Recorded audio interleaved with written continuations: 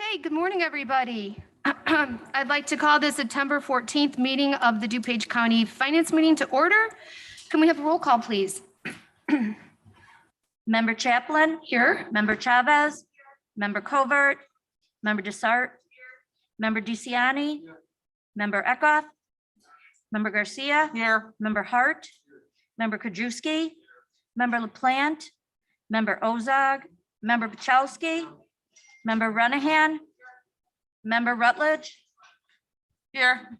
Member Schwarzy, Member Selman, Member Tonatori, Member Zay. Okay, we have a quorum. With that, we'll move on to public comment. We'll be limiting public comment to 3 minutes per person and 30 minutes total per our board rules. So this morning, I'd like to welcome Roseanne Coiner up to give her public comment. Good morning.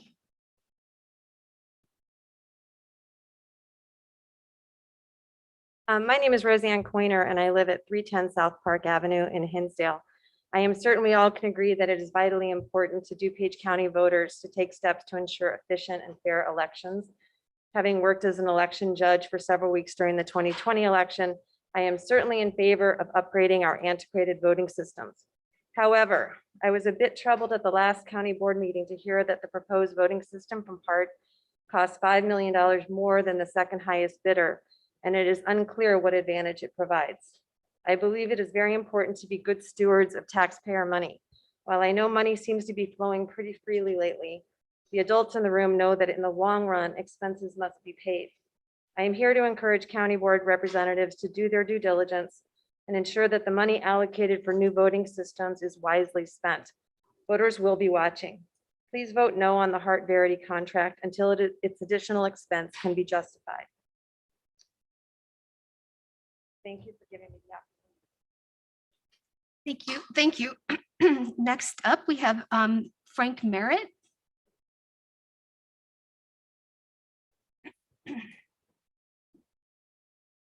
Morning.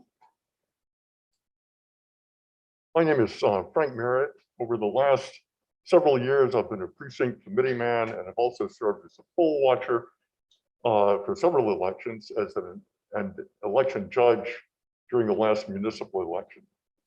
As a poll watcher, I've visited at least a half dozen voting places, talked with election workers during early voting and on election day. I've been impressed with the efficiency of the staff, the short wait times, and with the pride that everyone took in their work. Our online voting system pages are also set up so it's easy for a voter to check his registration status, location and times of his polling place, and in the case of mail-in voting,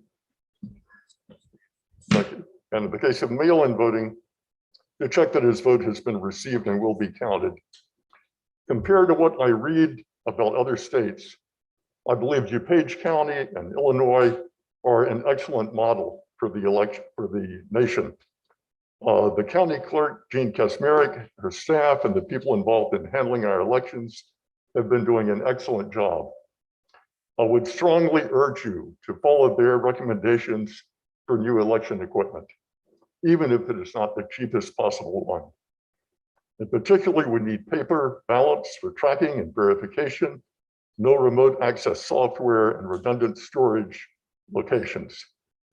It's critically important, especially when there is some doubt expressed about the validity of national elections, that we have the right equipment and the right staff. I am proud to be a citizen of DuPage County for many reasons, but high on the list is the excellent way that we handle elections and the voting process. Thank you so much. Next, we have Becky Simon.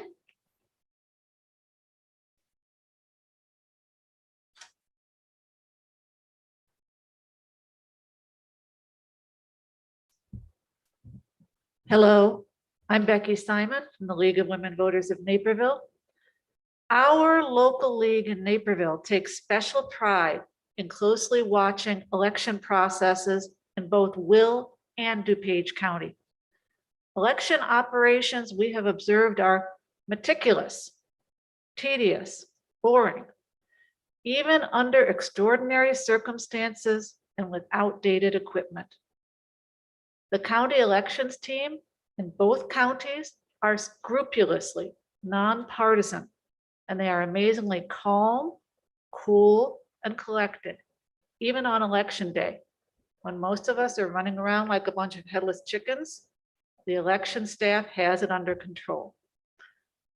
Our local league watches ballot processing, ballot drop boxes, equipment testing, ballot certification, and chain of custody.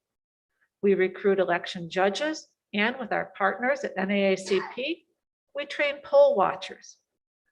And now we have observed the procurement process for new election equipment in DuPage County. League of Women Voters of Naperville is confident that the DuPage County procurement process for new election equipment is robust and has been faithfully followed in letter and intent. The DuPage County search team was diligent. The 7 subject matter experts spent 3 months evaluating and selecting the best system for all DuPage County voters. And so LWV Naperville has confidence in their recommendation. Our conversations about election equipment with other local leagues around the country have echoed confidence in this recommendation. Their experiences uniformly supported the recommendations of the DuPage County search team. We expect you to support the acquisition of the election equipment as recommended by the search team.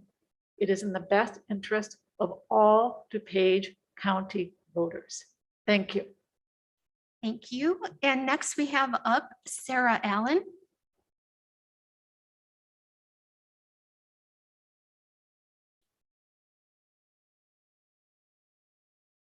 Good morning, Chairman Cronin and the DuPage County Board. My name is Sarah Allen, representing the League of Women Voters of Glen Ellen. And I am here today to urge the county board to approve the purchase of voting equipment as recommended by the county clerk. We understand that board members need to weigh the short-term and long-term costs of new voting equipment, so that in the end, the residents of DuPage County know that the board is taking steps to be fiscally responsible. Thank you for that. The 625,000 registered voters in DuPage County require a voting system ensuring ballot security, accurate vote count, efficiency, and election equipment that meets the legal standard for running a certified election. So where are we today on the decision of purchasing the best voting equipment for DuPage County? The county clerk has researched 3 options and provided details of the overall costs, which outline the separate system components or features of the voting machine purchases. And this includes the compatibility of the $2 million purchased election poll books in 2000. We do not see delayed action or no action on the purchase of voting equipment as an option. It is imperative that new voting equipment that meets operational requirements for a secure election is purchased in a time frame that allows for delivery and proper training of staff and election judges before our primary election in June of 2022. Again, we strongly urge that the county board approve the purchase of voting equipment as recommended by the county clerk. And thank you so much. Thank you. And with that, we call up Mr. Dan Bailey.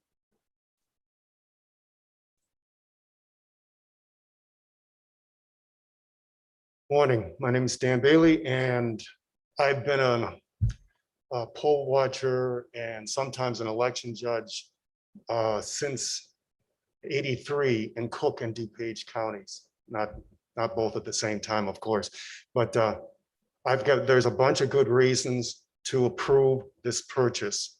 The 100% paper ballots are something I think are really important. The difficulty in interfering with the election process that's built into the system, also a good thing. But there's one additional thing, the reason why I would just support it immediately is because in March of 2005, I first started talking to Jean Kazmarek about election integrity.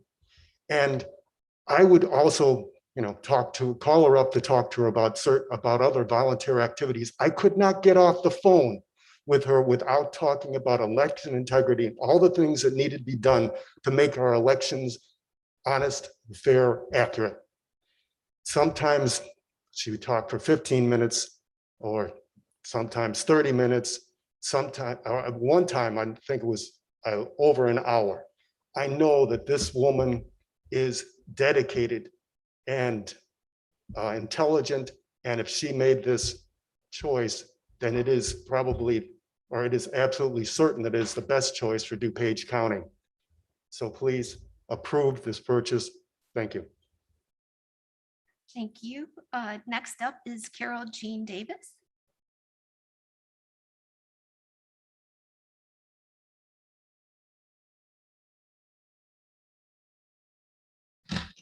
Good morning. I'm Carol Jean Davis. I'm from Downers Grove. And I'm here today to ask the Finance Committee to support the Election Division's recommendation for the purchase of the Hart Intercivic Verity election equipment. On my own time, I have talked to staffers and asked questions. Everyone I spoke with fully supports the decisions of the committee, a committee consisting of 7 career county employees whose sole job and career is to run the county's elections. Please trust the well-researched recommendation of this committee. As an election judge in DuPage County over the past few years, and going back to the poll book replacements, I have gotten to know several members of the people that helped choose this equipment, and I trust their judgment, and so should you. Please trust the choice and support expressed by so many of us who will have to be the actual users of this equipment. They know what they are talking about and what will be best for the county. My primary concern is what the ballots are going to look like on election day. I'm going to have to work for 13 hours. This does not look like a ballot. We are living in a day and age of utmost skepticism of our election systems. I do not want to use this for 13 hours and explain to a skeptical public how this is a ballot when this is what we could have. This, we are also going to have to pay for every piece of paper that is printed out. It's printed out on proprietary paper, and it's very expensive, and it's not part of that bid. This doesn't cost us any extra, no matter what we have to pay to have some ballots printed. But this looks like a ballot. And if we go to a recount, this is what I want to be working with, not this. Thank you. Please approve as proposed. Thank you. Next up, we have Barbara Lyman.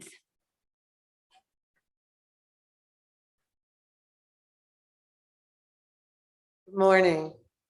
Before you today is the issue of purchasing new election equipment for 2022.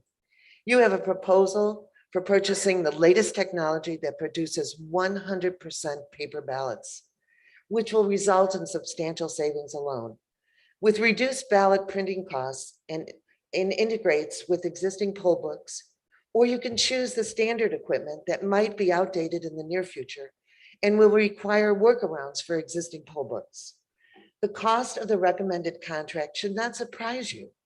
When the RFP was presented in May, the cost was estimated to be 10 and 11 million. Your chance for asking questions was started 3 months ago, not 3 weeks ago. I have observed many board meetings when new equipment was approved for purchase without question. You relied on staff in the procurement departments to bring you contracts that had followed all the procedures and were vetted by those with experience and knowledge. The election equipment before you for your approval today has been thoroughly vetted with references, site visits by staff of the election division who are more knowledgeable and have voters and voting security as their #1 priorities. You should have the same priorities. This purchase cannot be delayed. It isn't just a matter of taking the equipment out of the box and having it ready the next day. As a longtime election judge and observer of the Illinois State Board of Elections, I have learned that after approval of a contract, there is a lengthy process to getting equipment and 3,000 judges trained on that equipment. Warehouse staff has to be trained and acceptance testing done. Mock elections have to be held so the equipment can be tested and results analyzed. Procedures established and training manuals created. Trainers have to be trained so they can hold training sessions for 3,000 judges. Meanwhile, the election department is holding a countywide recount, issuing candidate petitions, configuring ballots to conform with redistricting, obtain polling places, and recruit and schedule election judge training. All that has to be done so early voting can begin in May. You cannot delay. Frankly, delaying this vote or non-approval would be an embarrassment as surrounding counties purchase equipment without rancor. Will County Board recently unanimously approved new purchase of equipment. Will County Board member Speaker Mimi Cohen noted that cooperation between Will County's elected officials on important projects serves the public's interests. The County Board supports their county clerk's goal of efficient and effective management of elections. Will County Board Minority Leader Mike Frisilione said, "When the board makes funding decisions, we always look at the return on our investments. The savings we will see in reduced costs of the clerk's operations will exceed the amount of dollars the board is allocating to make automation happen. This just makes sense to do, and we are happy to work together to do it." DuPage residents deserve the same level of commitment of this county board to work together to make our elections safe and secure. Thank you. Thank you. Next, we have up Judy Beaver.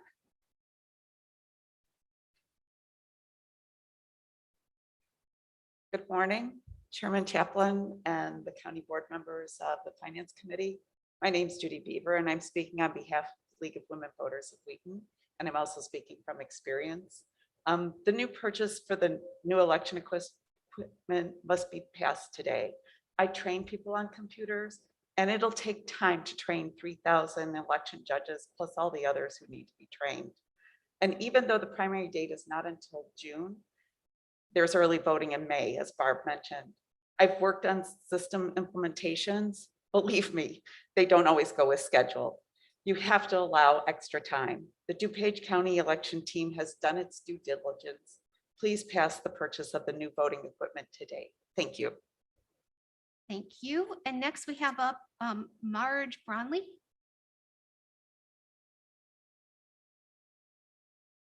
Good morning, everyone. Thank you for having me. My name is Margaret Brownlee of Westmont. I am a resident there and a PC for number 15. I had the privilege of a tour and a talk about the voting equipment decision. As one of the tech savvy members of the county clerk's search team said to me, we chose this particular voting equipment because it will provide the best voter experience. I believe DuPage County voters deserve the best.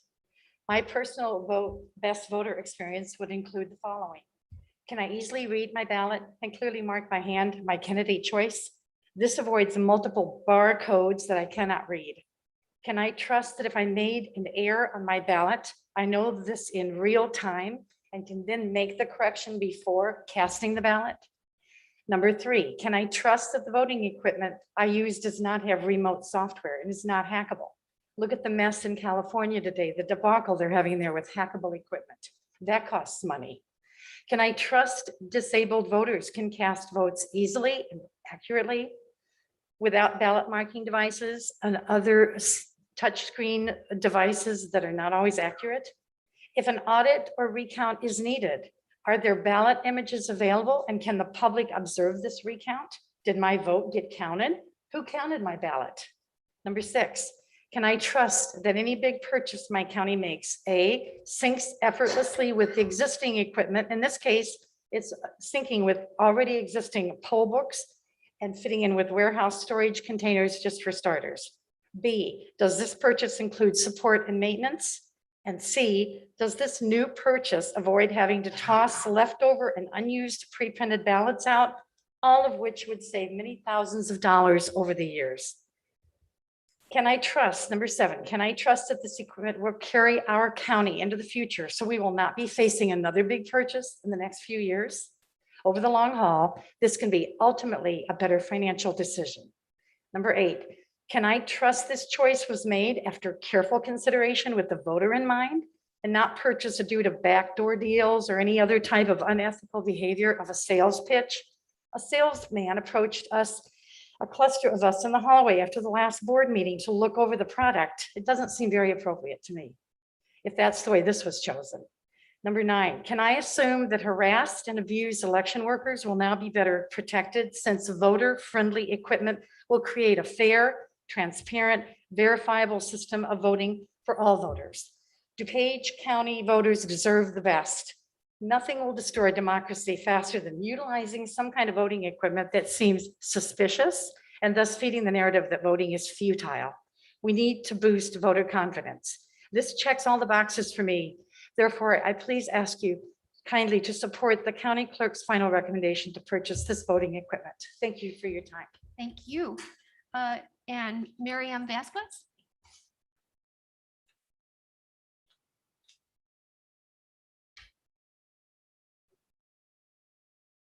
Hi, I'm Marianne Vasquez.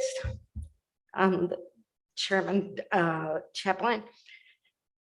I must say that Carol Jean Davis and Dr. Brownlee hit everything I wanted to hit on. So what I'd just like to say to you is that when you charge a team with doing the investigation and they are the experts, you as a board are just strictly the decision-making process. They did the work. They did the 3 months of research. They chose a voter-friendly system. And although it may look more expensive in the short term, in the long term, from what I have read, it will be more cost effective. So I support the 7-member team of experts that have chosen the voting machines. Thank you. Thank you. And with that, do we have online comments? Okay, and we have a few minutes left for online comments. 9 minutes. Okay, thank you. Evan, if you would please proceed. The first submitted comment this morning is from Sue Goad with the subject new election equipment. Long-range costs must be considered in selecting a bid for new equipment. That being said, Hart is the best choice. It is a better use of taxpayer dollars. That is the end of that comment. Next is from Peggy Meyer, subject to DuPage County election equipment procurement. I believe the team that researched new election equipment did a thorough job. There are many advantages to the Hart InterCivic Verity system, and I support the recommendation that the county purchase it. That is the end of that comment. Next is from Martha Barmanchi. Subject is voting equipment. Support the recommendation of the election division for new equipment that will allow 100% paper ballots. That is the end of that comment. Next comment is from Diane Niesman, subject new election equipment. Please accept the recommendation of the county clerk for the new election equipment that will take DuPage County into the future with safe and secure elections. That is the end of that comment. Next comment is from Lynette George, subject is new election equipment. I support the recommendation of the election division for new equipment that will allow 100% paper ballots. That's the end of that comment. Next submission is a duplicate of the previous comment.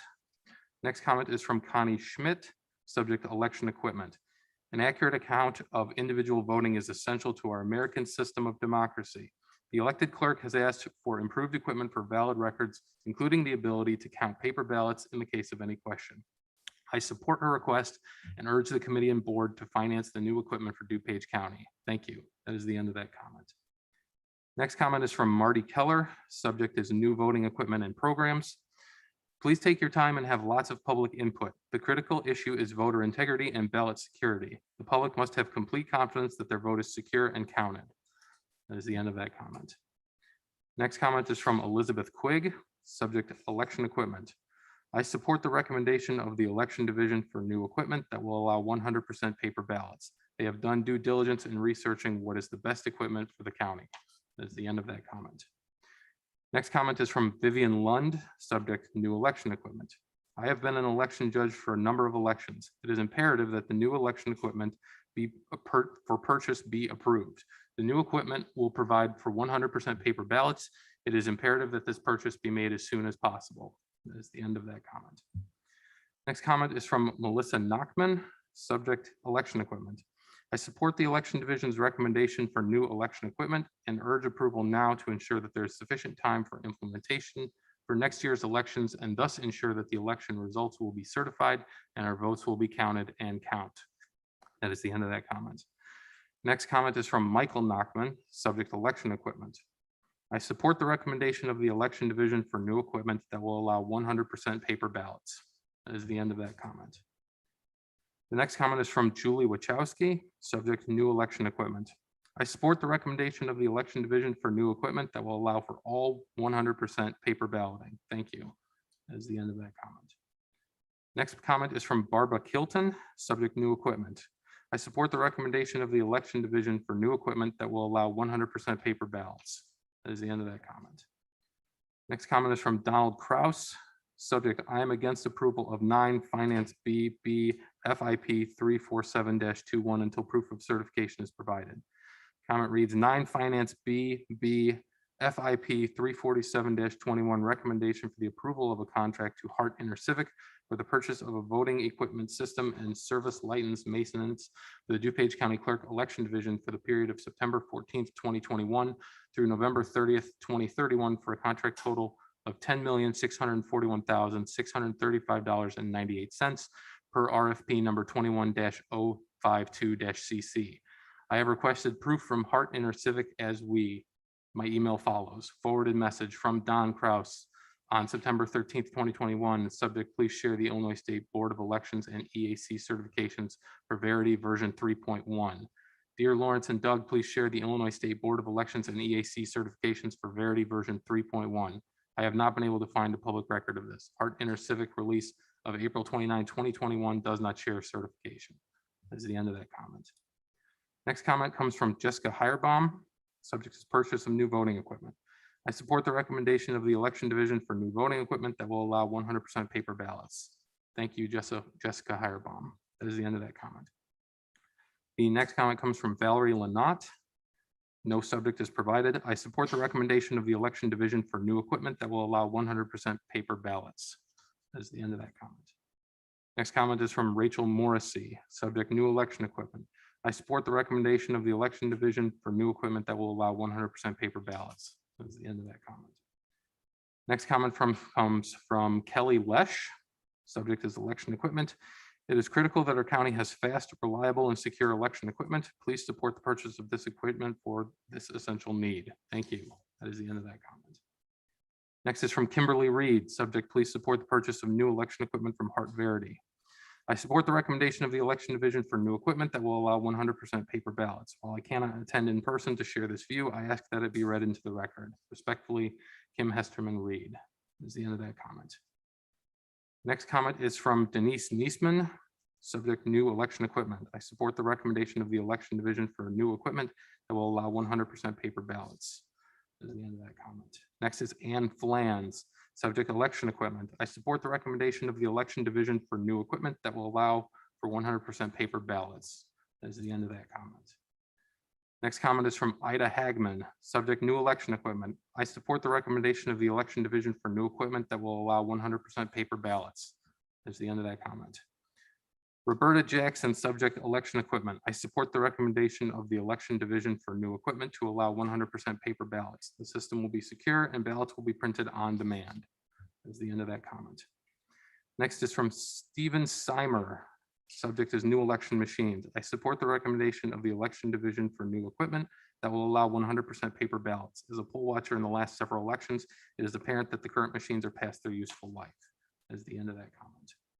Next is from K. Wyatt Merritt, subject election equipment. I've been an election judge for the past several years. I can certainly attest that the current scanners for paper ballots and the electronic voting machines are both elderly and prone to problems. I strongly support going forward with the procurement of the new system recommended by County Clerk Kazmarek at this time, so that we can be adequately trained in time for the next election cycle. That's the end of that comment. Next is from Vicky Vokidis. Subject is new equipment. I support the recommendation of the election division for the purchase of new equipment that will allow 100% paper ballots. That is the end of that comment. Next is from Sandra Mueller. Subject is election equipment. Please consider accepting the county clerk's proposal for new election equipment. The current equipment is no longer supported by the manufacturer and is unacceptable per election code. Hart InterCivic Verity, though not the cheapest option, provides the best user experience and transparency and does not carry the issues the other two vendors have shown. The recommendation of the county clerk is made only with significant research and due diligence. Thank you for your consideration. That is the end of that comment. Next comment is from Judd Ryan. Subject Finance Committee, item 10B, FIP 347-21, voting system RFP number 21-52-CC. Would like, Evan, excuse me, just after this one, we'll round up the comments and thank you. his comment reads, would like to again address the scoring as defined by DuPage County's RFP. That is the end of that comment. Okay, thank you so much. So we move on to Chairman's remarks. Good morning, everyone. Welcome, everyone. I really appreciate everyone coming and making public comment. It's good to hear from the public, and we do value your comments. So thank you very much. We have a full agenda, so I'm going to keep my comments brief, but I did want to mention the budget survey. The results are in, and they've been emailed to all the board members, and I hope you've all had time to review the results. This year, we had more participation than ever, with 5,687 people completing our survey. Most respondents learned about this survey through our county newsletter that is sent via email. Pointing out a few of the highlights, and not surprising, is public safety once again was at the top, one of the top priorities for our respondents. Right behind public safety was transportation, and the care center following very closely. Our small business grants and public health needs also received great support. The survey respondents overwhelmingly supported using county resources to support housing affordability for seniors, people with disabilities, working families, and others in need. The 211 helpline also received significant support, as did community services. The survey results will be posted online later today, and they can be found under our transparency portal. Please keep in mind that the survey is just one of the tools that we use as we consider the budget. When the budget is presented on September 28th, there'll be a chance to comment on our budget online. So you'll have plenty of time to add more comments. And with that, we are going to have our first presentation on the American Rescue Plan. And if we can have Nick come up, and if I could please ask the board members to hold all questions until after Nick's presentation. Thanks. Welcome, Nick. Thank you. And Joe is bringing up the slide. Everybody should have a sheet in front of them. And everybody was emailed the same sheet, I think, yesterday early. I sent it out. So it's a quick update. I'll keep this fairly brief. So what this is you've seen this sheet before. All of the information to the left on top is an update of everything this board has tentatively approved for an allocation. And once again, tentative, it isn't final approval. And so that is updated with everything to date that has been considered by this board.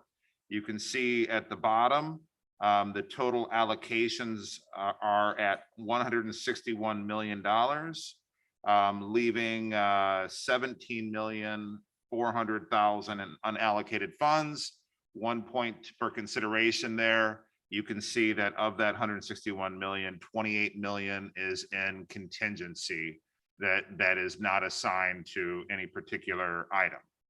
The addition to this chart is based upon the feedback that I received at the last couple of meetings when we presented ARPA, is that obviously with the surge in Delta, there's some concern of we want to make sure that there's enough money available should an emergency happen over the winter months here. How do we deal with that? So with that in mind, that's how the second part to the right was created. The first column there, the appropriated to date, to give everybody a running total, is what has been approved by board action to date. And that equals 17,700,000, with the vast majority of that being the Reinvest DuPage program. So those are actual finalized board actions, and the money is spent or being spent.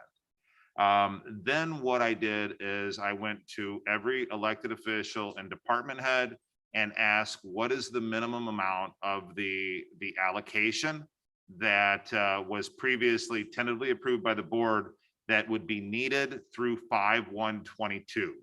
And so that date was picked because that's when we get our second allocation from the federal government. And so in going through it, we try to minimize so that you know what would be, if there's a tentative kind of a tentative consensus today, then those departments and elected officials will be bringing action items through to mimic what's on the right of the page here over the next probably 8 months. And so of those, the vast majority of it, so that totals 36 million or 38,600,000. The vast majority of it, 14.3 million, is, as we'd expect, health department expenditures for dealing with COVID itself. No surprise there. 6.1 million for our most critical infrastructure project on campus, the JLB HVAC, 4.8 million in stormwater. And I will say with stormwater, there was a lot of discussion we had, especially at stormwater. That is 100% funded for the projects because they have, I met with Director Hun and we kind of went through what they have the ability to do it, and with input from Chairman Zay on that one. So that is funded fully. So that issue is no longer there.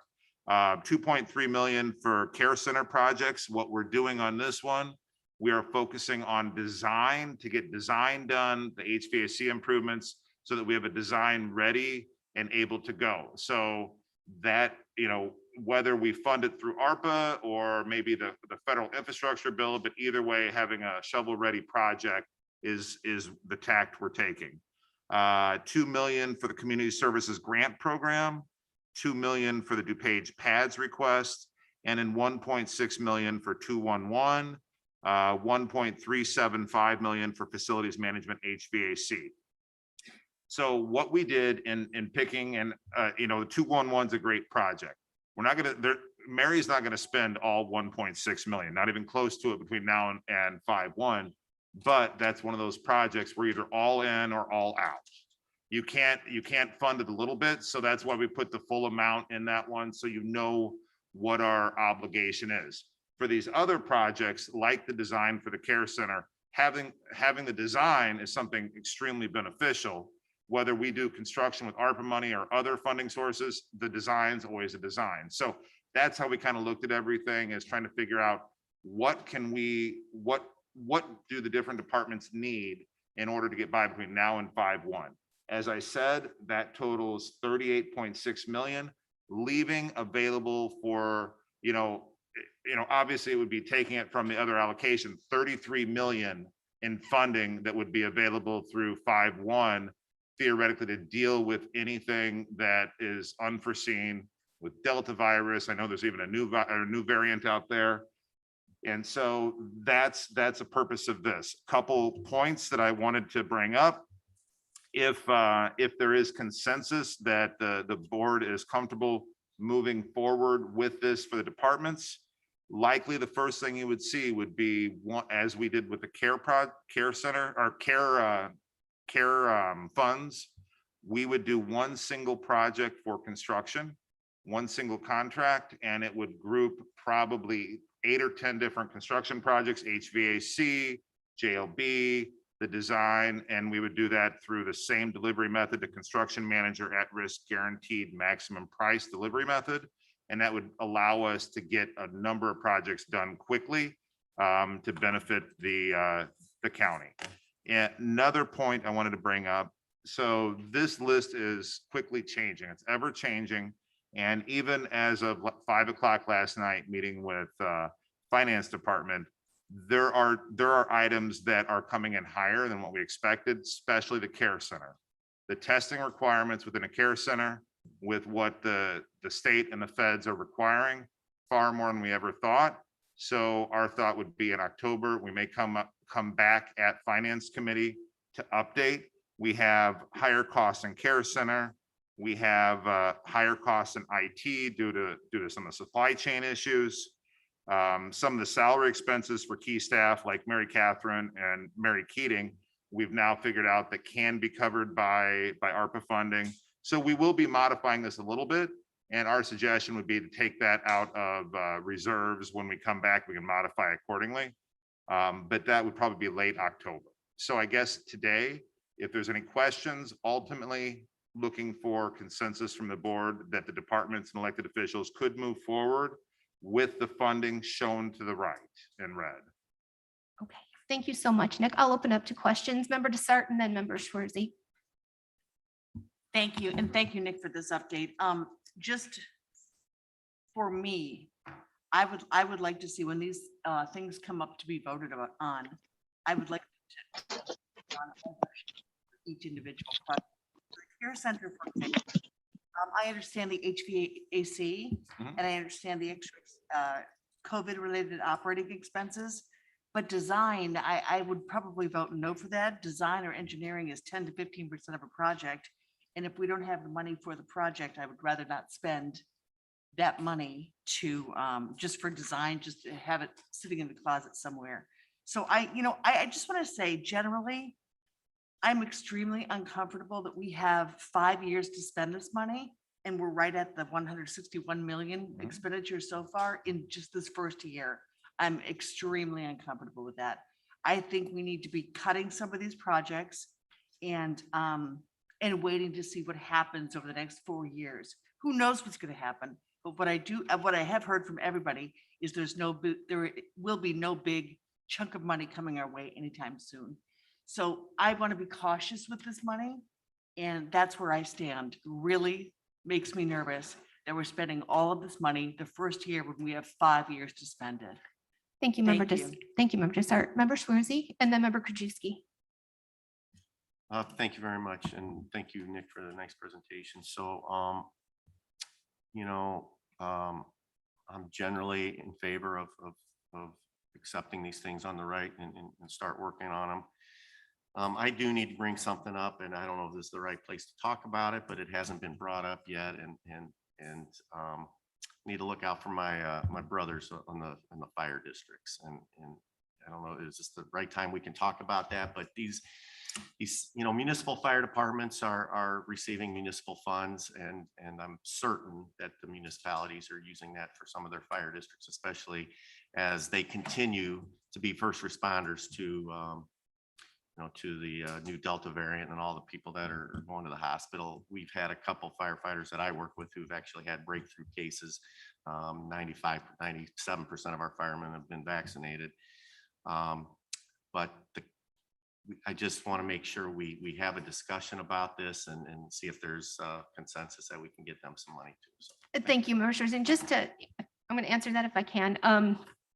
Just to let you know, we were talking about opening a portal, but then with all of these requests, right, we don't have money right now at this time to open a portal. But if we look at these requests and we drill down a little bit and we take money maybe out of some areas that maybe aren't critical, we might be able to then open the portal. I think it's a good discussion worth having. And I think maybe on this left side, we might need to reevaluate some of these expenses.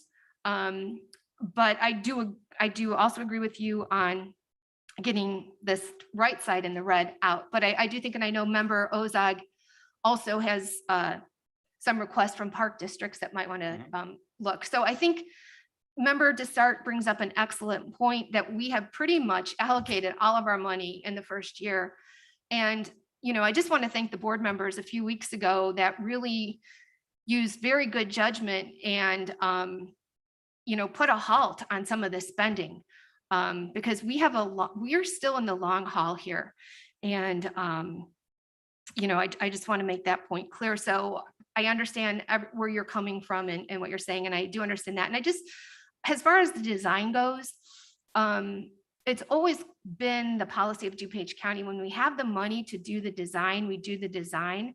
And then when we get then when the money comes in from the federal government, that project is ready to go and we don't have to wait for the design and we can just do it. So we call them like the shovel-ready projects.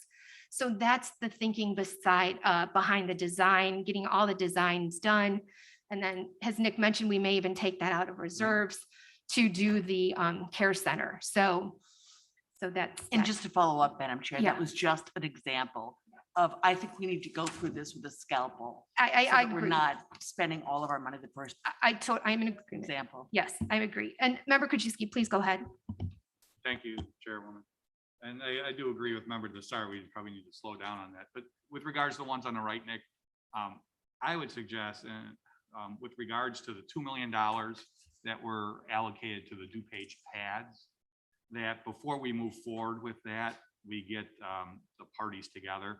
I've been reached out to by the superintendents in District 99, District 58, and Downers Grove. Although I'm District 3, this money was going to be used in District 2. They're acquiring the Red Roof Inn and they're going to use it as a temporary housing for the homeless, which again, it's a good thing to do. It's a good use of the money. However, the superintendents have called and they're trying to get some information from us since we're helping fund this with regards to a federal law. I think it was called the McKinley Law, which states that any child that is housed temporarily at this facility, if they find them permanent housing, say let's go from the Red Roof Inn and Downers, they go to say Addison, that they still have the right to attend those grade school and high schools for 18 months. And the school has to provide half the transportation to get them over there. And if we are now going to have this one central location and all the homeless in DuPage are going to go there with the children, it's going to overwhelm the schools. And so I would suggest that maybe our community development committee get together with the superintendents who are trying to get information and pads and get them together and discuss, how that can work so they don't overburden the schools. I'm not sure how one grade school in that neighborhood could handle. Somebody told me there was going to be 145 children at that facility. I'm not sure how they can handle that, but I don't, want to cause a problem, good intention. So before that gets allocated, and I know the village of Downers Grove had mentioned to the school boards that there wasn't going to be any kids there, but I guess that's not true anymore. So I don't know. I'm getting the calls. I'm not the one that wants to deal with that. I'd like to see if our committee could get together, bring the parties together. I think it's the schools and the pads that need to kind of figure it out, and we're helping fund it. So I'd love to see that go to the committee first before we move forward with allocating $2 million to them. And you are, I'm remiss in pointing out, everything to the right is simply to give the green light to staff and elected officials to start their negotiations and work with committees. So every single item there has to come back for your approval, consideration, and discussion. But what we didn't want to do is go down a path and then all of a sudden not have the funding. So I understand, this is but not once a we final move action to forward- the right. Once we move forward, it seems like it goes pretty quickly, but before I'm going to vote for it, I want the parties together to see if make sure they can have some kind of workable solution before we allocate. But just on that specific one. Thank you. Thank you, Member Krajewski. Member Potowski? Thank you, Madam Chair. On the pending known ARPA allocation request not approved, I think public safety is the key, and I think public safety should be one of our biggest concerns. And I've been contacted by many of our fire districts and fire chiefs as to their money. So I would think prioritizing this would be a key. And I think, when we come to issues as public safety, that should be given a priority over something other than public safety. Thank you. Thank you, Member Potowski. Member Zay, and then Member Ozog, and then Member DeCiani. Thank you, Madam Chair. I have to agree with my colleagues. This looks like a Christmas wish list. When we talk about being good stewards of money, this is not good stewards of money. This is just spending tons of money. And different from CARES Act, remember during CARES Act when we got the money, we helped many people throughout DuPage County. This is basically a county wish list that we have here. I mean, we're not even going to open a portal to seek out fire districts, park districts, other non-for-profits that need help, Northern Illinois Food Bank, people like that. This is just I mean, just, there's no direction here. It just seems like we just keep getting these sheets, every 2 weeks and they keep changing. We need to slow down, figure this out. And we're talking about spending hundreds of millions of dollars, not $5 million. I mean, again, I'd be a hypocrite if I didn't stand up and say something because of election equipment and the difference, but it's the same thing here. And Nick, I understand it's nothing that you are. Maybe we're not giving enough direction here, but I don't want to give an okay today and have your staff go through time and effort, and then bring it to a committee and the committee says, no, we don't need it. Or it comes to finance and the board goes, no. Then we're wasting even more time and money on projects. I think these things need to go back to their committees. They need to be prioritized. We need to see what we've done. What have we done over at the courthouse already? Do we really need to do more over there? I mean, a lot of this stuff, I mean, touchless bathrooms, stuff like that. I mean, again, we have to go through this with a fine tooth comb. And again, pare it down. And it's this board, are we going to help our communities? Are we going to help our fire districts? Our District 6 is a lot different.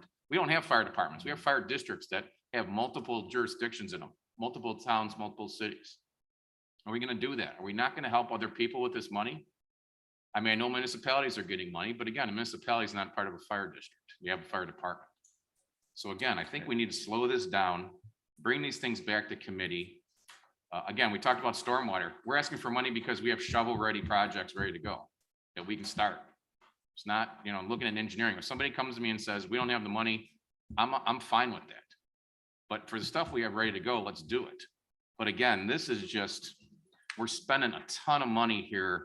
And it just seems, again, wish list, and that we need to, take a second look at this, pare this down. And again, not spend majority of the money, in the first year when we don't know what's going to happen in the next 3 or 4 years.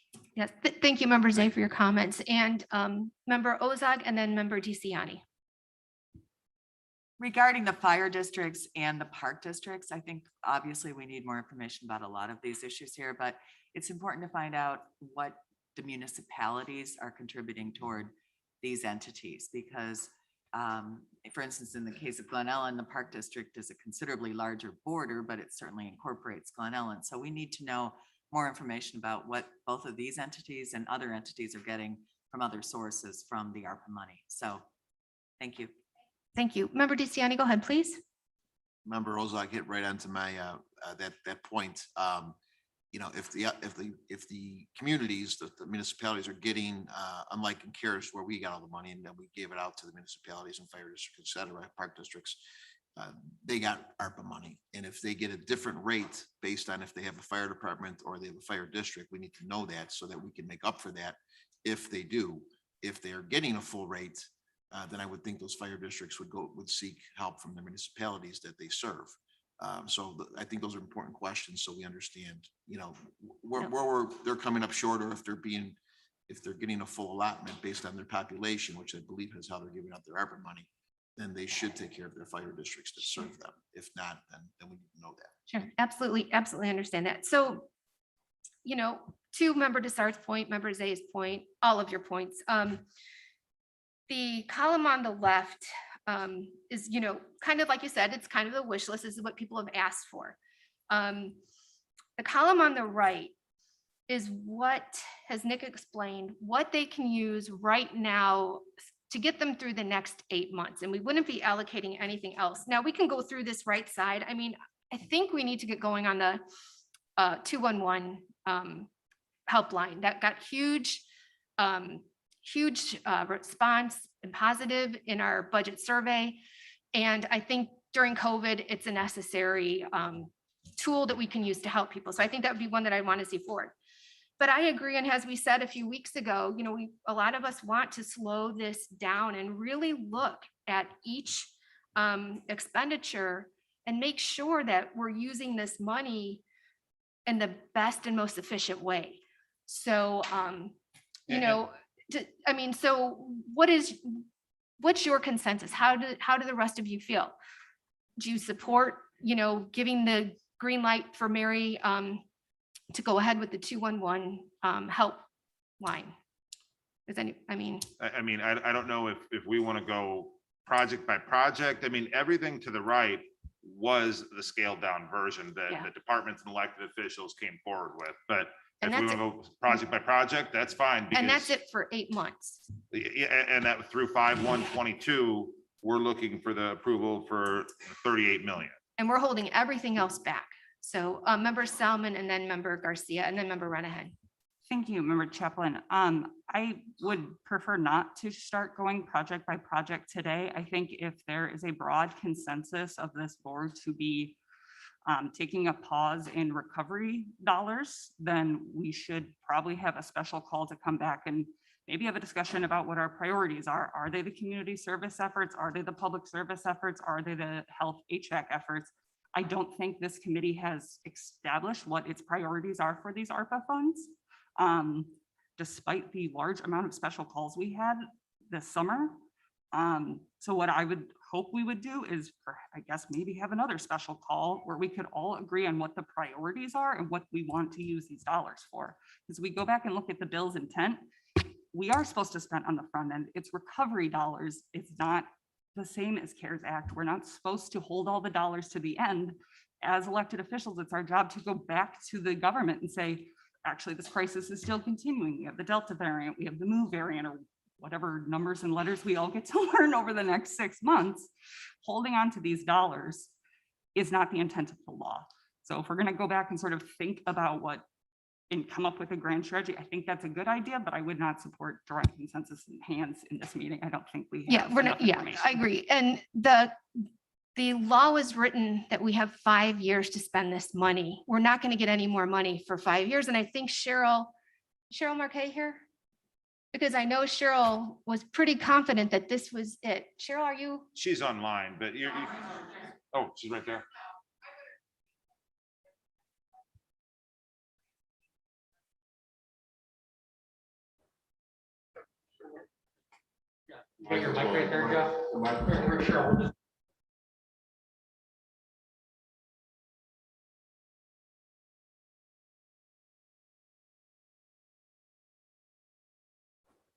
CARES Act.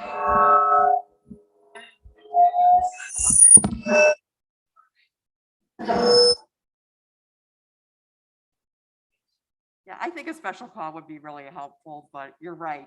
The newer board members, you got 161 million in CARES Act and we got 179 million. We know this isn't going to happen again for a very long time. And the infrastructure bill, actually Congressman Raja Krishnamurthy is going to make a special guest appearance today. We just found out last night at 2 o'clock. He's going to give us an update on the infrastructure bill at legislative committee this afternoon. We will be getting funds, but you're not going to get direct funds from the infrastructure bill. The funds are going to go to IDOT. They're going to go to IDPH. Maybe, we don't know, but we will have to apply for grants. So if Stormwater wants a capital project, they will have to apply to maybe the Army Corps of Engineers. So for some of your capital projects, you may get funding from the infrastructure bill, but it will be a couple of years from now. It won't be immediate. So you should keep that in the back of your mind when you're prioritizing capital, what has to be done right now and what could you maybe apply for under the infrastructure pot. But besides that pot, we don't expect any other earmarks or, other funds for the federal government for a long time because they're going to have a lot of debt, right? So.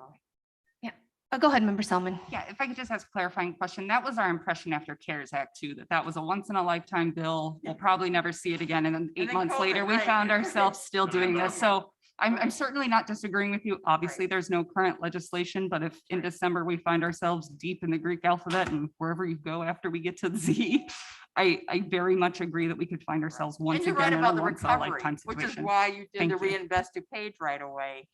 But I think it would be helpful for staff.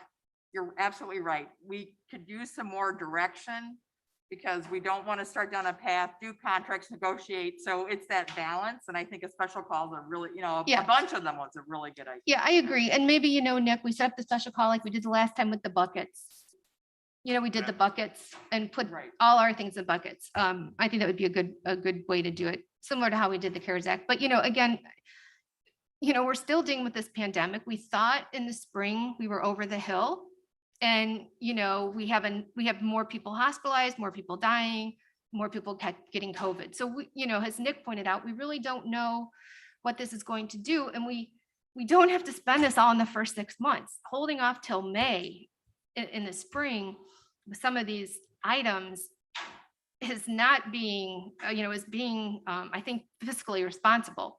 So who else? Did Member Garcia, you had some questions? Yeah, I was going to just ask for a little bit of clarification, because I think what I'm hearing is that if we give the okay on this 38.6 million to go forward, it's going to come back to committees where we can pare down. Every what- single one of them will come back for a board Right, action. so I guess I'm a little confused now, because we could make this a lot less money at that point during the committee meetings, but I mean, I'm more than willing to come back for a special call meeting. But there are certain things like, I think the 211 implementation, I mean, that is a definite thing that needs to happen. Stormwater, I mean, we're seeing things happen on the East Coast, everywhere, that's something that has to happen, now before we get more damage because of what's happening. I mean, there are certain things, the DuPage Health Department, I mean, some of these things absolutely have to happen sooner than later. So I am more than willing to have them come to the committees where we could pare them down, but if we need to do a special call, that I will certainly attend that. Yes, thank you. Member Desart and then Member DeCiani. Thank you, Chairman. And then, I'm sorry, Member Renahan after Member Desart and then Member DeCiani. I agree with Member Selman that we really should have a couple of special calls. And at those special calls, I'd like the staff members here so they can answer specific questions. For example, what are the most important emergency, if you will, stormwater needs in the country or in the county? I'm sorry. I would love, Sarah Hun to be here to answer that question so that we can kind of prioritize with each department. And that's just an example. Stormwater is just an example. But I really would love the staff to be here to answer those questions. So maybe breaking it out into 3 or 4 special calls, that would be my suggestion. Thank you. Member Renahan and then Member DeCiani, Member Hart, and then Member Schwerzy. And then we're going to wrap it up a little bit. All right, thank you, Chair. I think for me, it's like I'm having a little hard time following the breadcrumbs from the last time to this time. I mean, I'm just really not getting the communication that tells me that we're going to knock off $2 million for a project without, having any conversation whatsoever. And I mean, it's just a little bit troubling in terms of, I don't know how I can improve this when I couldn't improve the last one. So just, help us out here. And then, we can definitely set those priorities. And I do agree with Member Solomon that special call would be very helpful. That being said, I think we do have a once in a lifetime opportunity for investment in county buildings and county government that we've never seen before. So some of these capital projects for me are very high priorities. Thank you, Member Renahan. Member DeCiani? Thank you. I know Mr. Kottmeyer has several projects that will help our systems, our HVAC systems, et cetera, with COVID. And I hate to, I agree about slowing some things down, but some of these projects are imminent and need to be implemented, because if another variant kicks up, we've got systems that he's looking at that'll kill any virus. So I hate to put those off until next June when another variant might kick up and we could have had lighting put in and HVAC systems put in that would kill any virus that comes into this building. And, when we could be implementing those things in the next few months. So I think we need to put things in perspective. I'm all for stormwater, but we got this virus to deal with initially now, which I think we got to give Nick some ability to make a lot of these things happen quickly. Not everything, but some of those priorities. We got to prioritize those issues to keep this campus safe, to keep the care center safe, and then, roll out the dollars accordingly. Absolutely. So, I totally agree. Similar to how, we just allocated, I don't know what it is, 230,000 for those air purifiers, right? So, things like that, we do really need to make those those items a priority. And that's why, I think it is a good idea to have a special call. Member Schwerzy, and then I think we're going to, Member Hart, and then we're going to wrap it up. Me first, okay. I'm going to agree with Member Garcia and actually Member DeCiani on some of their comments. I think staff pared this down. They pared it down to $38 million, and we can approve this, talk about it in our committees, and see what we can pare down even a little bit more. But I think we need to move forward. Thank you. Thank you so much. Member Hart. Yeah, and just real briefly, I know we are in this meeting to make decisions. And I'm fine having another special call. I know we had a number of special calls in the summer. So the one request that I have is that for the upcoming meetings, maybe we just have a very defined process on how we're going to make through these decisions.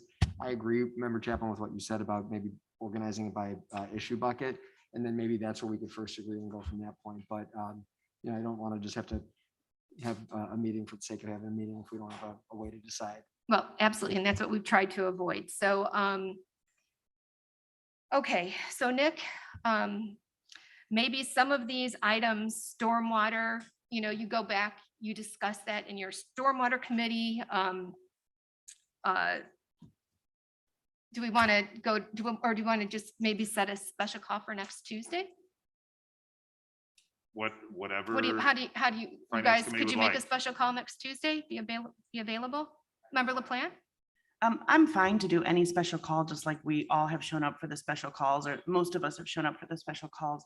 I do think as board members, this is our job to make sure that we are very clear on priorities, as some of my colleagues have stated.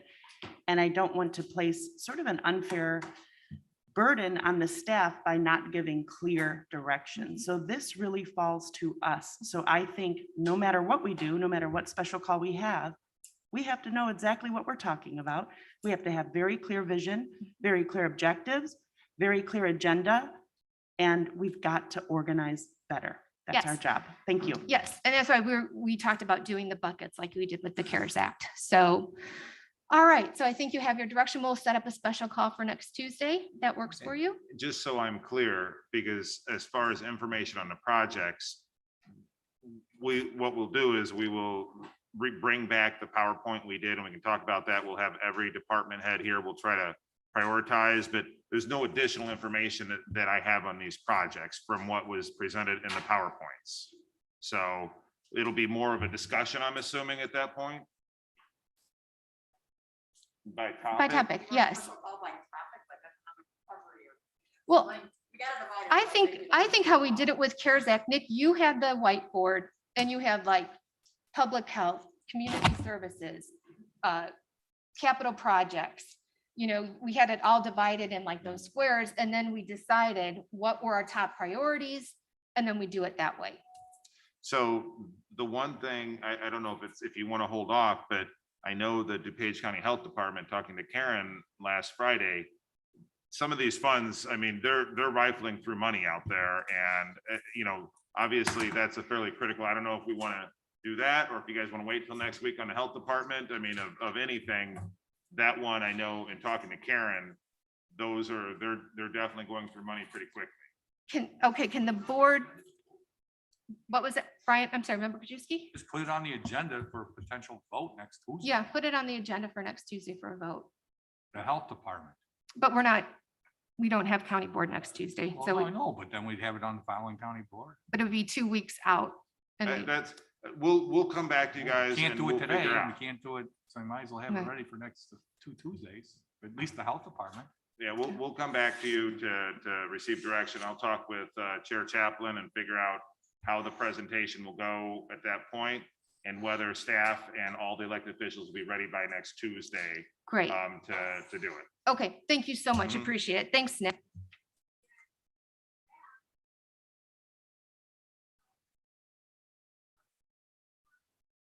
Sorry, we now turn the floor over to the clerk's office. I just want to remind everybody here that we have a statutory obligation to fund the election, and the clerk has a statutory obligation to run an election. So we have to vote on election vendor. So please keep that in mind as we're listening to the clerk. And again, I'm going to ask you to please hold your questions until the clerk is done. Oh, welcome, Adam. Thank you, Chair Chaplin, and distinguished members of the Finance Committee. 3 weeks ago, Clerk Kesmerick came before you to present our office request for an appropriation of funds to purchase the Verity voting system from Hart InterCivic. At that meeting, the clerk gave an extensive presentation regarding the benefits of the Hart voting system, so we are not going to repeat that today. However, at the last Finance Committee meeting, there were some questions raised regarding the procurement process that led to the Hart selection. I served as the chair of the clerk's appointed review committee for this procurement. So I'm going to start off by providing you all with some additional information regarding the process our committee used to arrive at our recommendation to the clerk. After that, we have the clerk here, as well as representatives of the finance department and state's attorney's office to answer any additional questions. Before I discuss some of the specifics of the procurement process, I do want to stress from the outset the word procurement. because this entire process was carried out with the involvement and guidance every step of the way of the Finance Department's procurement staff, from the initial drafting of the RFP all the way through preparing this presentation. This was a thoughtful, deliberative RFP process. From the outset, the clerk wanted a competitive process, and our RFP was crafted to be broad and to allow all major firms to propose their best system. Our current voter equipment is 20 years old, and the election division was open to new technology. This was not a process that was designed to rule out vendors before having a chance to hear from them, or to steer the purchase towards a predetermined choice. The process was fair. Each of our review committee members made their initial numerical rankings individually without consulting each other. After those initial scores were tallied, the evaluation committee spent months kicking the tires on the proposed systems, and there was very lively debate and open discussion. The process was comprehensive and thorough. This was not just about submittal of a proposal on paper. The team wanted to have an opportunity to interview responders during their presentations and to see demonstrations of the equipment. After those initial presentations, our staff did further due diligence, following up on reference checks and visiting customers of all the systems we were considering. Those reference checks and site visits included very powerful testimonials. One reason we wanted to do site visits was so that our staff could talk to their peers in other jurisdictions who performed similar nuts and bolts election tasks. We didn't just want upper management level conversations, and our team learned a lot during those meetings. When we asked about customer service responsiveness, we got very different feedback regarding different vendors. With Hart, their customers consistently raved about their attentiveness, response time, and ability to problem solve. With one of our other finalists, we were told that requests from years earlier still hadn't been addressed. Going on site allowed us to compare what vendors had proposed to us with what they were providing to other jurisdictions. In one case, we were very surprised when a piece of equipment that had been pitched to DuPage County was run side by side with another model from the same vendor, and the equipment we were being offered was dramatically slower, even though we had been very clear that we were looking for each vendor's best solution. Elections are a complex process, and we wanted to make sure that we were assessing the systems from all angles, which is why we had a large evaluation committee who were involved in every aspect of the voting system. The evaluation committee was made up of myself and 6 subject matter experts that DuPage County relies on to run its elections. We had our deputy clerk for elections, who oversees the entire election division. We had our production supervisor, who manages our warehouse and the testing and deployment of our voting machines. We had our IT manager, who oversees our cybersecurity efforts. We had our election manager, who is responsible for the creation of DuPage County's ballots and the tabulation of results. We had our election coordinator, who serves as the point person for our no-ink poll books, which have to integrate with our voting system. And we had our vote by mail supervisor, who is responsible for the aspect of our elections that has most dramatically expanded and that our current equipment is least equipped to handle. Between them, our evaluation committee brought decades of experience to the table in all aspects of the election process. And if there are any 6 people whose opinions I would most trust to determine the best voting system for DuPage County, it's them. But we didn't have to rely on just their opinions, because for the on-site presentations from each vendor, we included our entire staff from front desk on back. We wanted to make sure everyone got a chance to see the equipment and hear from the vendors, because you never know who is going to notice something important or ask the question that no one else thought to ask. As the clerk told you all last meeting, this process was carried out over 3 months of intensive staff review. With the guidance of procurement, this timeline was designed to achieve our goal of selecting a new vendor of choice. As stated previously, our initial RFP was deliberately broad enough to allow for a wide range of potential solutions, and the responses ranged in variety. Voting systems are not cookie cutter, and the different approaches were reflected in the different proposals we received. The best and final offers were not apples to apples comparisons of the total cost of administering an election under each system. The quantities of equipment in each vendor's initial proposal did not necessarily align with our staff's assessment of the needs of the county. So with such different proposals, how did we go about the process of selecting a system to recommend? The first step was reviewing the initial proposals. As laid out in the RFP, all submitted proposals were scored on a 100-point scale. 80 of those points were scored by our evaluation committee. The committee members did not have price information available to us when we made our scores on the substantive response, so as not to bias our scores. Procurement then assigned the final 20 points for pricing based on a numerical ratio, with the lowest price proposal receiving 20 points.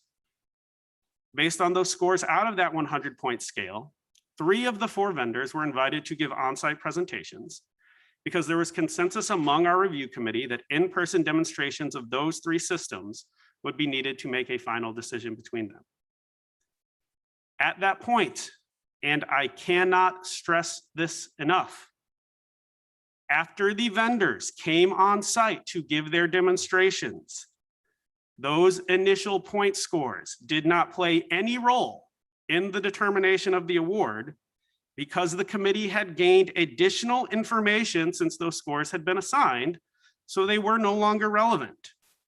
We spent an entire day with each vendor, seeing their systems, asking questions, and gathering significant additional data that was not available to the evaluation committee when we made our initial assessments. Staff members began to form stronger opinions about which systems they preferred. However, after the on-site presentations, we did not have consensus among the evaluation committee. Both HART and ES&S had significant first choice support. As a committee, we felt that we required additional information to make a recommendation to the clerk. This was a right that had been explicitly reserved in the RFP that was provided to all vendors. To quote from the RFP, the evaluation committee, at its option, may request additional interviews with any or all proposers if questions remain after proposal reviews and product demonstrations. The evaluation committee may also request that any or all proposers offer customer testimonials, submit clarifications, provide a best and final offer, provide additional references, or respond to questions. We did all of those things, as you've already heard. Based on the complete process as laid out in the RFP, the DuPage County Clerk's Office selected HART as our vendor of choice. So why was that selection made? Much of this was discussed in the clerk's presentation 3 weeks ago, but some of the key differentiators in the eyes of the review team included ballot uniformity. Every voter will have a paper ballot that looks like a ballot. No matter how you vote, you will have a consistent voter experience, and your ballot will be counted and audited in the same manner. Ballot on demand. We'll have significantly reduced printing costs and waste because we will not have to pre-print all the ballots that might be potentially needed in the highest turnout scenario. Ballot on demand also reduces the human error rate of a voter being given the wrong ballot, because instead of an election judge having to select the correct style from the right stack of ballots, the ballot is printed directly based on the voter's information in the poll book. Importantly, HART system also offered the greatest out-year flexibility in terms of the ability to adjust our deployment of equipment if there are changes to voting law or emergency conditions such as those that have occurred during the COVID-19 pandemic. As we've already discussed, the customer service reviews we received from our site visits and reference calls were major factors in HART's favor. For those of you who had a chance to watch the video of Chair Chaplin and Vice Chair Krajewski's conversation with the St. Louis Board of Elections, you got a taste of the consistently glowing feedback we received from HART customers, which far exceeded what we heard from customers of our other finalists. One important thing to remember is that we're not just purchasing hardware and software as they exist today. We're also entering into a partnership with a vendor for at least 10 years, and quite possibly longer if DuPage County's recent history is any indication. It is guaranteed that over the lifespan of that partnership, there will be issues that arise that require customizations, upgrades, and real-time problem solving. And there was one vendor that stood out in those regards based on our research. Some other factors, again, many of which were presented to you by the clerk 3 weeks ago. include the state-of-the-art security encryption, as well as the fact that this is newer equipment that reflects the latest in design improvements and also is less likely to become obsolete over the course of our 10-year time horizon. And again, as stressed by the clerk in her presentation, the system is manufactured in the United States, which we feel is valuable both in terms of security as well as voter confidence. And then finally, a differentiating factor in HART's favor was its certification timeline. I think we skipped a slide. There we go. Simply put, HART's Verity voting is the only system we were presented that even attempted to meet the most recent and stringent certification standards, VVSG 1.1, and Verity Voting 3.1 was judged by the State Board of Elections to be sufficiently in compliance with those standards to receive state certification. The other systems we were offered were certified by the state of Illinois under the earlier, less stringent VVSG 1.0 standards, which to date are the only standards the Election Assistance Commission has certified any system under. HART, however, offers the best of both worlds because while it already offers a state certified solution to the higher VVSG 1.1 standard, it will be submitting to the State Board of Elections in a matter of weeks a system for certification to the VVSG 1.1 standard that has already received the EAC certification to the VVSG 1.0 standard. And this is where things might get confusing because Verity Voting 2.6 is a newer system than Verity Voting 3.1. HART branched off the Verity 3 line for certification in the state of California and then brought that system to the state of Illinois. However, they have since released a newer update to the Verity 2 line that they will be bringing to Illinois and providing to DuPage County at no additional charge upon state certification. Verity Voting 2.6 is anticipated to be in place in DuPage County for use in the 2022 primary. And with regards to the state certification process, I think there have been some misconceptions that were hopefully addressed by the Zoom call last week with representatives of the State Board of Elections. First of all, there seems to be a misconception that HART's interim certification was somehow a scary or unique situation. As the representatives of the State Board reported, all of the systems DuPage County was proposed are currently operating under interim certifications, and such certifications are not in any way unusual. I think there's also been some misunderstanding about the process by which interim certifications are renewed. HART's interim certification was accompanied by a suggestion that it make certain modifications prior to the 2022 primary election. That was the specific word used by the state board, suggestion. A suggestion for improvement, not a defect for correction. The state board does not knowingly certify defective systems and then yank that certification away. It's simply not the way the certification process works. And the representatives of the board confirmed in response to my question at the end of the Zoom call that there is no automatic decertification of voting systems based on whether or not they have met all of the board's suggestions for improvements. And to return to the point from earlier in the presentation regarding the subject matter expertise of our evaluation team, there are no concerns from our team that HART will not have a state certified voting system in place for the 2022 elections. I just want to take a minute to recognize all of our staff, if you guys could stand up, who are here in the room today.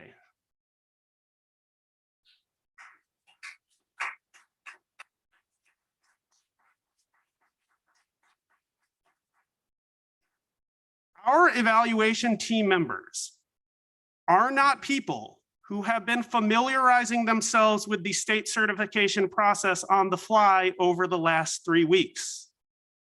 They are election professionals who have been watching meetings of the State Board of Elections for years, and they are confident in the selection of HART as the best choice for DuPage County voters.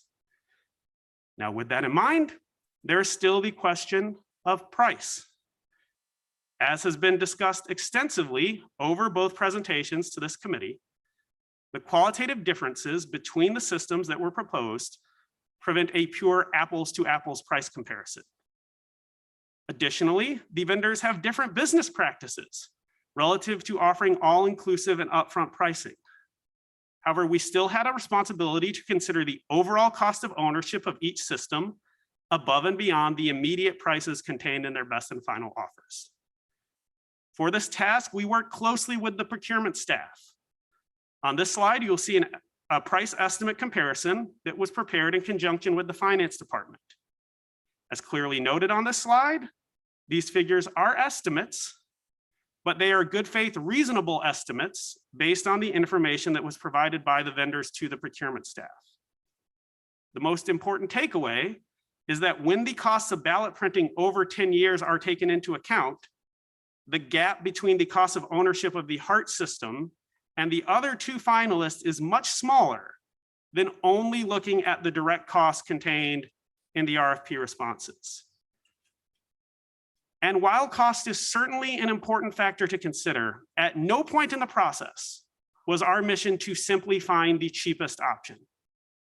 We were looking for the best solution for the voters of DuPage County, and that was clearly conveyed to all vendors in the language of the RFP. We were looking for the most favorable proposal to the county that provided the most value for the monies expended, and we found it. That proposal came from HART InterCivic. So before we open it up for questions, just a quick recap. This was a fair and comprehensive process that involved extraordinary due diligence on the part of our professional election staff. At the end of that process, the evaluation committee was in unanimous agreement that HART offered a forward-looking, uniform ballot on-demand solution that best fit the needs of the county and that we trusted HART to implement based on their performance in other jurisdictions. And given the fact that HART's costs are competitive when ballot printing over the course of the contract is taken into account, we feel confident that this is an investment that is well worth the expense on behalf of DuPage County voters. So with that, we'll open it up to questions. Thank you so much, Deputy Clerk. I'm going to call on Member Zay, Member Selman, Member Rutledge. Hang on, I'm going to write this down. Member Zay, Member Selman, Member Rutledge, Member DeCiani, Member Schwerzy, and Krajewski. That would be the first round. Oh, and Member Eckhoff over there. Okay, so Member Zay, please proceed. Yes, thank you, Madam Chair. Deputy Clerk Johnson, I'm going to take offense to your comments about this board and our role, that we haven't been doing elections for 3 years. I've been on this board 22 years. My job as a county board member is to safeguard the taxpayers' money. And your comments, combative as they were and offensive to myself, are not needed here. It is our role to make sure that the other county departments do this. And when we get something on a Friday, to vote on it on Tuesday, we're going to do our due diligence over a weekend. That's the first information we got. And to say that our role is any different than your good election people because they have years of experience in the elections, that's great. But we also have years of experience. We have different roles here. We have to safeguard the taxpayers' money. That's our job. And your comments, I take offense to. Because no one's trying to say you didn't do your job. We're just saying, why is there a big difference? We're asking questions. And that's our job as county board members, is to ask questions. So again, I took offense to that. Just because we're asking questions over 3 weeks and asked to slow this process down and get more information on vendors when there is a huge difference. And all this information we got today, and we got more bid sheets today that we've been asking questions for weeks on. And I know Chairman Chaplin used to complain when she didn't get stuff well ahead of time to prepare. This is our job. And thank you for the information. But again, don't take offense because we're not saying you didn't do your job. We're just asking, why is there a big, huge price difference in this? My apologies, there was no offense intended, Member Zay. Yeah, and I'd just like to remind the board again that, the clerk did invite everybody to come to the presentations of the vendors that were up. And she did have an open door policy for anybody to come in and ask questions. So we did have time to, ask questions prior to, and observe the election equipment. So we did have, so let's move on from that. Thank you, Member Zay. Member Selman, go ahead, please. Thank you. And Joe, could you pull up the handout so we received a handout this morning that answers some of the questions I sent last night. So I appreciate that. The handout we got this morning, and they're going to pop it up on the video so everyone can see, matches the RFP in that it's a score out of 100. But if we all look in our finance packet on page 362, that's not the scoring we're given in our packet. We're given a score out of 80, which did not include the pricing. So my question, we have someone from procurement that can help explain how those decisions got made. Come on up, Jeff. Thank you so much. Sure. First of all, this is a true and accurate scoring card, and I apologize it came in late. With the transition in procurement, the old procurement officer did send Adam Johnson this particular scorecard, and we were able to get a copy of that back from Adam actually last night. And we lost this in translation, but this is the pricing had been done by the former procurement officer. And when we factor in the scores along with the qualifications that were done by the evaluation team, we feel it's a true and accurate score of the first round of the process. Okay, so if I'm looking at the RFP, and this is page 16, if anyone has the RFP in front of them, it says proposals will be evaluated by an evaluation committee based on the following criteria, and it lists the full 100-point criteria, including price. And if I'm understanding Mr. Johnson, he's saying that the evaluation committee never scored the price. It was only done by procurement. Is that correct? That's correct. So can our state's attorney help us understand have we met our RFP if we did not evaluate it as we said we would in the RFP? So the price was evaluated? By the committee as was specified in here. If it was evaluated by procurement, is that okay? It's okay because it's assigned a value based on the empirical data. It's an empirical set. So even if another team besides what is specified here does it, it meets still the legal requirements. Ultimately, it's still legal. The price is the price, and its prices are awarded as stated in the addendum to the RFP, I believe, on a proportionate percentage basis, meaning your lowest bid is assigned the full points, and then the other bids are assigned points based on price on a percentage basis. So I'll leave the math to. Yeah. So are you comfortable if in the packet we're evaluating scores based out of 80, even though the RFP said we'd be doing scores out of 100? But the packet just had incomplete information, and it sounds like there was a miscommunication somewhere between the packet, procurement, and the clerk. So this should have been the chart in the packet. Is that That's what you're saying? correct. So if we look at this chart, ES&S had a score of 95. That would be the top score. Dominion had a score of 87. That would be the second highest score. Hart had a score of 86. That is the third score. And then RBM had 78. In my understanding, we dropped the fourth one off before we moved along. So why are we going with the third choice based on our scoring? That's the part that I'm really having the hardest time with. I don't have any doubt that Hart's a great system, but if we developed a rubric to score it, and then we scored it, and they were the third choice. The simple answer is not just based upon price. It goes back to all the qualifications that we asked for in the RFP.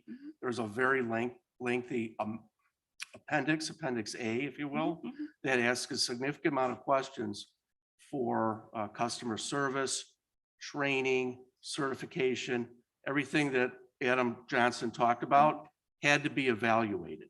And we have to take that into consideration.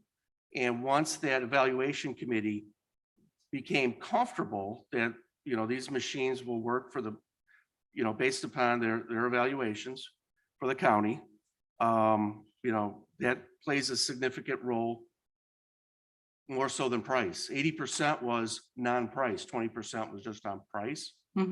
And, it's my understanding that's the recommendation that the clerk's office and the election commission was comfortable with. And if I'm going to chime in here, just refresh my memory. Was this the same process that was used for the poll book procurement? The exact same process with procurement scoring the price? Yes. Yes. And Exactly. were we given the final score with the price though? Because that's my biggest issue. If you look at the packet without the price, Hart's the number one scorer, that's okay. If you look at the full score, they are number 3. And so I don't understand how that reconciles. Well, if I might shoot, I know that there was a transition where we lost our procurement officer and there was some deals there, but also we are not bound to take the lowest bidder. We're I'm bound not to take asking the about most the price. responsible. I'm asking about the RFP Yes. score, and the RFP score, when we were given it in the packet, gave us one winner. And when we looked at what was actually scored, it gives us a different winner. I Sure, don't can know I- how we make our decision that way. Can I just clarify that I Sure. think the point at issue is that that was not the final score. That was the score in June prior to months of additional research. So So, this still is not the final score out of 100. Do we have that? so again, as laid out in the RFP, Mhm. after the review of the proposals and after the scoring, the evaluation committee had at its discretion the option to pursue additional information if we felt it was needed to come to the conclusion of which system was ultimately in the best interest of the county. And so Which page are you referencing of the RFP? Sorry. let me bring it up. Because the only scoring rubric I see, there's one mention of it. I don't understand. I Sure. don't get how we can have two completely different results and supposed to still pick the same option. Page 16, page 16. Okay, which part here? So at the top, selection criteria where it says proposals will be evaluated by that matrix. Correct. And then down the very last paragraph of that page, the evaluation committee at its option may request additional interviews with any or all proposers if questions remain after proposal reviews and product demonstration. So again, this was the same process that, we employed with the poll books. It was the process that we were advised by procurement as we were going along, that, we had the ability to make further inquiries after having done the numerical score. Right. So I that- understand how it says, of course, you can ask for other information. I do not see in that paragraph where it says, and then you can rescore and change the metrics you're changing So your score on. in that paragraph, it says you can request the interviews after proposal reviews, which is what occurs on the Yep, top. of course. And then let me find the appropriate section of the RFP. Sorry, just a second here. If I flip through every page, I will I know, it's hard to definitely keep land in on it. track. I was reorganizing myself Um, last night. No worries. Let's see. I know it's where it specifically refers to acceptance of bids, so. No, I give me got the just a RFP second. separately. Copy. No, the Well, it's the RFP was RFP, not which in the we're really packet. not, we don't get normally. Remember, Ozark, did you have a question regarding this? I'm sorry, my Oh, question's okay. not answered yet. Oh, I'm sorry, it's on. The reason I couldn't find it is because it's on the same page we were looking at. It's in the middle of the page. The selection of any proposer shall be at the recommendation of the evaluation committee and the approval by the DuPage County Clerk. The county reserves the right to reject any or all proposals. The county clerk reserves the right to reject any or all bids or any part thereof, to waive informalities and to accept the proposal deemed most favorable to the county. So again, as we were advised during the procurement process, that language allowed us to make a holistic judgment on the overall quality of the system after we had made additional inquiries and gotten further information above and beyond the numerical scores. So that clause, I just want to make sure procurement is agreeing with this. That clause under the acceptance of proposals means the scores above don't matter. Doesn't matter if everyone had 0, everyone had 100. Is that what we're saying? We have used this methodology at the county for quite a while, and we're comfortable with that because in an RFP like this, there are more variables that go in besides just scoring. So this, I need you to say the score doesn't matter, because if I'm being asked to vote for the third highest score, I need you to tell me that procurement doesn't care about the score. I think the clerk's office is recommending that, saying that, and I will also go on record saying that based upon our past history at the county and based upon the most qualified bidders, which they all were, as I understand, the county clerk in this case can pick the vendor that she is most comfortable with. Okay, thank you. Member Ozak, is this regarding this topic? Yes. Okay, go ahead, please. Okay, this question is for Mr. Marciniak. So my understanding of most responsible bid is exactly that, the most responsible bid. And as you just said, in the county, there have been certainly other instances where we have not chosen the lowest bidder. And I'm personally offended by that doesn't matter, or we don't care, or we don't. I think the care that has been taken in this procedure has been clearly outlined. But my question for you, and if I'm understanding this, and I was here last year when we did this, Gwen Henry, our treasurer, is now in the process of replacing 40-year-old property tax software. Is it correct that that was not the lowest bid? I would have to go back and check. Okay, I'd like to know that, but because my understanding is it was not the lowest bid, but it was the most responsible bid, because Sure. that is the software that Gwen Henry chose to replace this 40-year-old system. We are now here replacing a 20-year-old system. And, there's a lot of people who have been here longer than 10 years. This needs to happen. And in terms of most responsible bid, it is not always the lowest bid. And to imply that we're not caring or don't want to see these things is really not appropriate, because I think that the process has been very clearly outlined. And this is the vendor that the clerk's office has chosen for all of these reasons that seem extremely legitimate to me. But I would really like to know other instances where the lowest bid was not chosen, especially in contracts of this magnitude. I believe the clerk's office was something like a $7 million contract, or excuse me, the treasurer's office. And this happens because there are a lot of other factors that go into purchasing a system like this. So I'd really like to know, what happened with why was the scrutiny not there when Gwen Henry made this presentation last year? Okay. Anybody have any more comments on this procurement comment? All right, because I do have a list. I do have a list that I put down. Can you guys wait until I go through my list, or? Okay, go ahead, Member Chavez. Okay, it's specific to this. As someone who's worked in RFPs from Lucent Technologies and in technology, I do think the nice thing about having this rating process is that you have something that's objective and takes the subjectivity out of it. So if at the end of the day, we're going to remove pricing from the scenario, then I'd recommend that going forward, when we have a layout like this, if we know that pricing, if we're going to say we're going to pick the best system regardless of price, then maybe we don't have pricing factor in at 20% of the objectivity, because I think that's where we got into a little bit of crossroads here. So I think the nice thing about how you had it laid out with the point system is that it gave it a certain amount of objectivity. I am in support of the HART system. I think you have come to the conclusion that it's the best system for the county. I'm not in disagreement on that, but I think that this process gave us a sort of ranking. And I think that then that adds to, so let's just make sure in the future that if we're going to say we'll pick the best system without factoring in price, then maybe we don't even have price in the objectivity to begin with. So I'd also like to say, for transparency, I know in the packet, to Member Selman's point, we had the ranking line in there, and it has been removed from the second RFP tabulation. And can we just add that ranking line back in so we have full transparency? Thank you.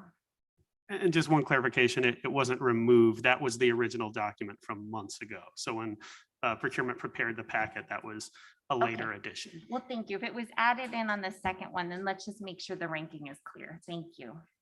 Member DeSantis, do you have the specific question for this? Okay. I do. I also agree on an RFP, if we send out a point system, we have to honor it. We cannot deviate. If you're going to do that, then do an RFQ. As a former executive, we would do RFQs if we wanted to pick just a qualified bidder without relation to price. Now, my questions specifically are on your cost analysis on the ballot printing. Is the $5 million cost analysis and the other two systems going with pre-printed ballots? I believe that you showed when you showed the difference in pricing.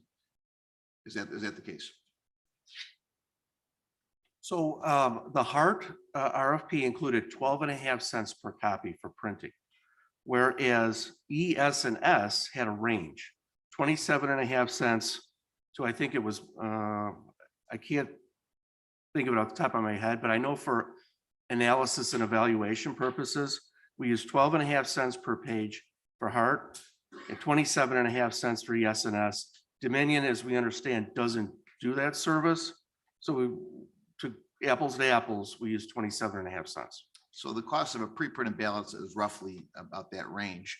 Did you, I know on the RFP, you didn't ask for on-demand printing per se in the RFP, but it looks like HART offered that. When they offered that, and you seem to like that, Madam Clerk, did you ask of the other vendors if they offered on-demand printing as an option and what that cost would be? I can't answer that. I would imagine that came up through the interview process. We did. Okay, and what was that cost on the option from election systems? I don't remember the cost off the top of my head. I do remember that our evaluation committee's assessment of the solution that they were proposing was not as favorable as HART's solution. And we can get you the pricing information. I just don't remember that off the top of my I head. don't like asking a question I don't know, so I can tell you what it would cost. It's $1 million. It was $1 million because I actually spoke to the vendor. So even if they supply the on-demand printing equipment in every location, as HART is suggesting, they are $1 million additional to their bid, which is roughly still about $4 to $5 million below the bid of HART. So, but I think that's important because if we're comparing apples to apples, we should really compare apples to apples. My other question is, what is the market share that HART has in the industry? I don't know that off the top of my head. 10%. Election systems has a nearly 50% market share. How many systems like this per se are implemented already in Illinois? We would be the first county implementing this particular system in Illinois. Correct. So we're the first county in Illinois to actually have this system implemented. Keep that in mind. Do we want to be the guinea pig and spend out nearly double? Or do we want to go with a system that's nearly at 50% market share with our neighboring counties like Lake and Kane already implementing the system? All of these systems have certified paper ballots. Is that correct? All of the systems are certified and all of the systems do have a paper element to their system. That is correct. Okay. Those are my specific questions and I appreciate those answers. Thank you. Thank you. Okay, so can I go back to I'm going to go back to my order of people that have raised their hand to ask questions. So Member Rutledge, please go ahead. Thank you, Chair Chaplin. I have a couple of points I want to make here today, but my first question, Adam, is what is the requirement for pre-printed ballots per election per precinct? Do we print? I mean, in the municipal elections in my township, we had a 16% turnout, but my understanding is you have to print 110% of eligible voters for that precinct. That is the statutory language. Thank you. So we printed 90% more ballots than we really needed in the municipal election. And so for me, as the environmental chairwoman, that gives HART a big leap up for me. I also listened to the video that was circulated yesterday, and that particular county had been using ES&S for 13 years. They didn't have a lot of good things to say.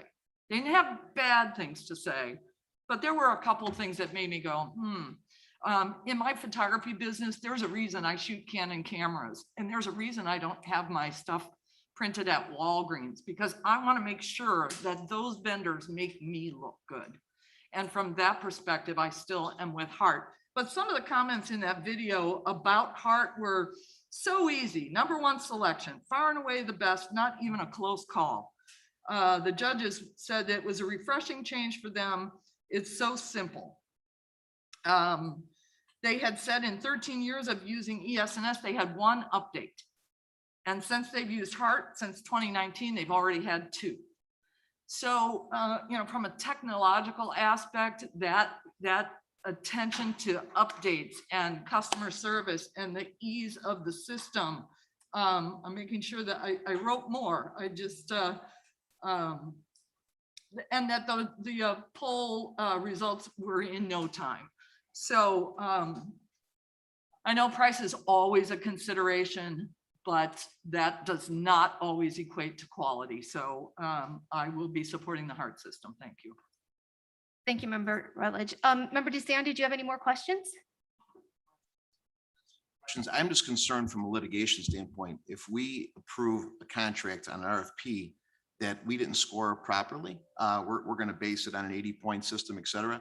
I think we open ourselves up to liability, and that puts us in a tough spot, in addition to all the other points that I had made. So again, I think at the end of the day, this should have probably been an RFQ if this is what the clerk wanted to do, because we're definitely not picking it based on the 100-point system that we had put in the RFP. Okay, could the state's attorney address the legality of this RFP and how you are confident that it is a good RFP? As I previously said, the first section was where price was incorporated. So I think you're operating on the 80-point scale versus the 100-point scale that you have in front of you.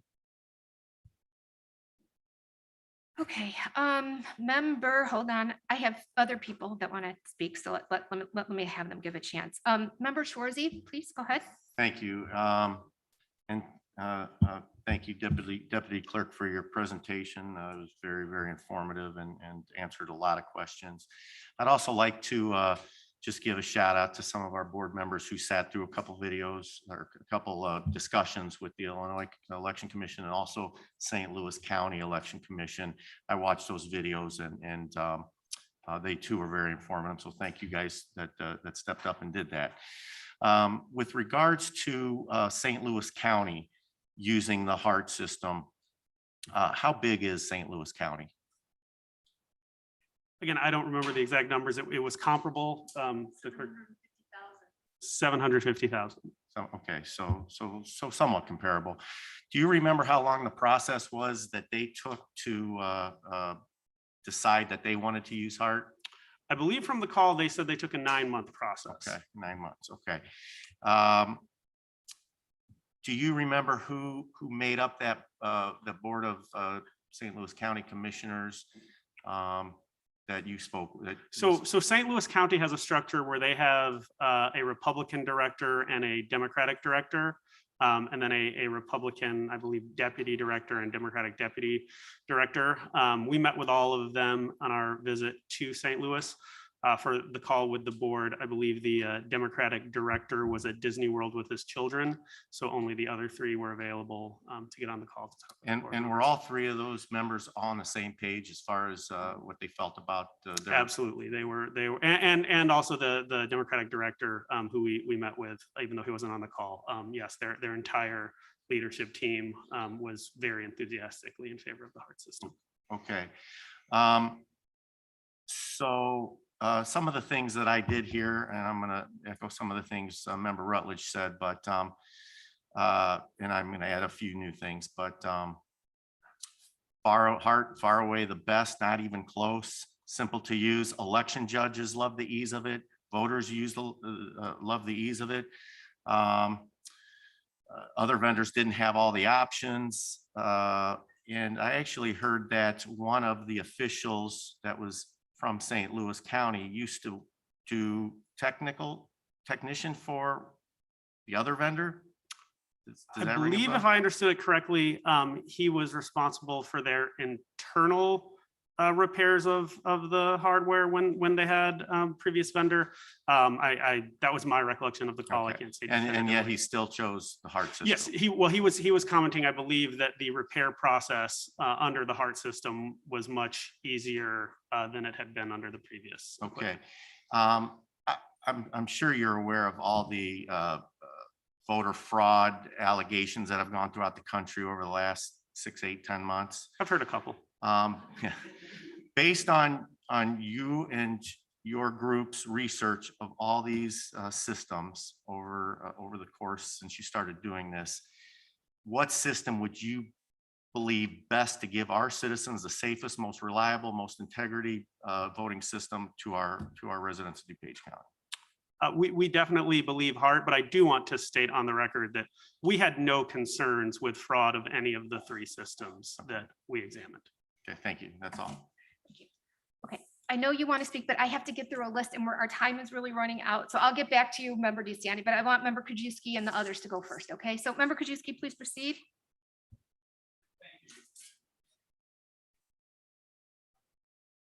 Statutory duty to get election equipment. The clerk has a statutory duty to put on an election.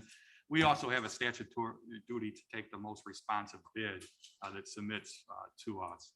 And after, I guess I started the conversation right off the bat last meeting 3 weeks ago when I saw the 80-point scale and was wondering where the pricing was in there. And we finally got it last night, middle of the night, I guess, found it. And I know, Member Chaplin, you've made comments about us having the opportunity to attend presentation and attend the demonstrations. Well, after the initial scoring of the RFP by the 7-member team, and after the presentations and after the demonstrations, Adam Johnson already told us today, and it was in our packet, ES&S and Hart were scored evenly, number one. They were both scored one. We'd have, some of them, Adam mentioned today, like the ES&S, some of them liked Hart. Okay, we'd have probably come up with the same conclusion if we went down to the demonstration each way. So clearly when they did round 3 or with the site visits or something, that's what sent, I guess, the team to go to Hart.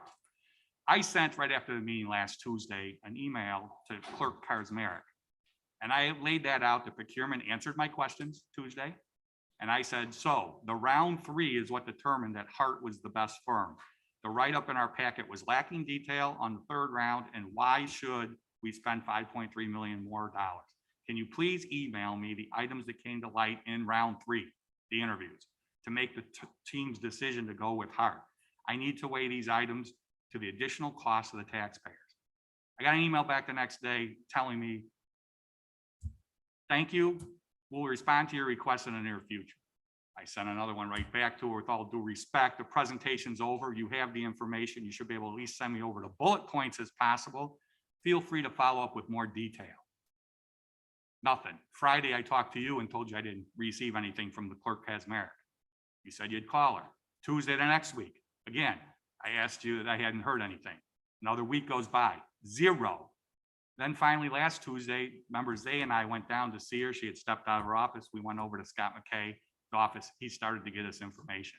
2 weeks, no response. I've never had that in my 11 years sitting on a board where elected official does not give me information requested. And then we have to do it last minute when we get here. So again, I got the information from round 3. I was on that call with you yesterday. And St. Louis was really good about wanting that. But I have some questions now because I had to go through this information and I got it last minute. Forget round 3 now because it raised a lot more questions. And we heard the clerk or Adam today talking about we want an expansive RFP process to include as many people as we want. So I had a question with regard to Schedule A, which is the requirements in the RFP that we sent out. And there's 44 requirements in here. And number 10, the proposed voting equipment and software should be certified by EAC. Hart's response, they're not.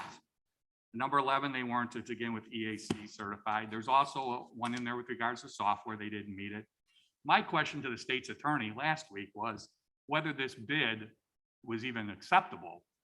I think Connor, right, the determination was it's acceptable, but the debate is whether it's the most responsive bid based on this middle. Is that correct? Our advice was that it's a responsive bid and that it's up to the members of the board to determine if it's the most responsible. Correct. So our determination is whether it's the most responsive. That's our legal obligation.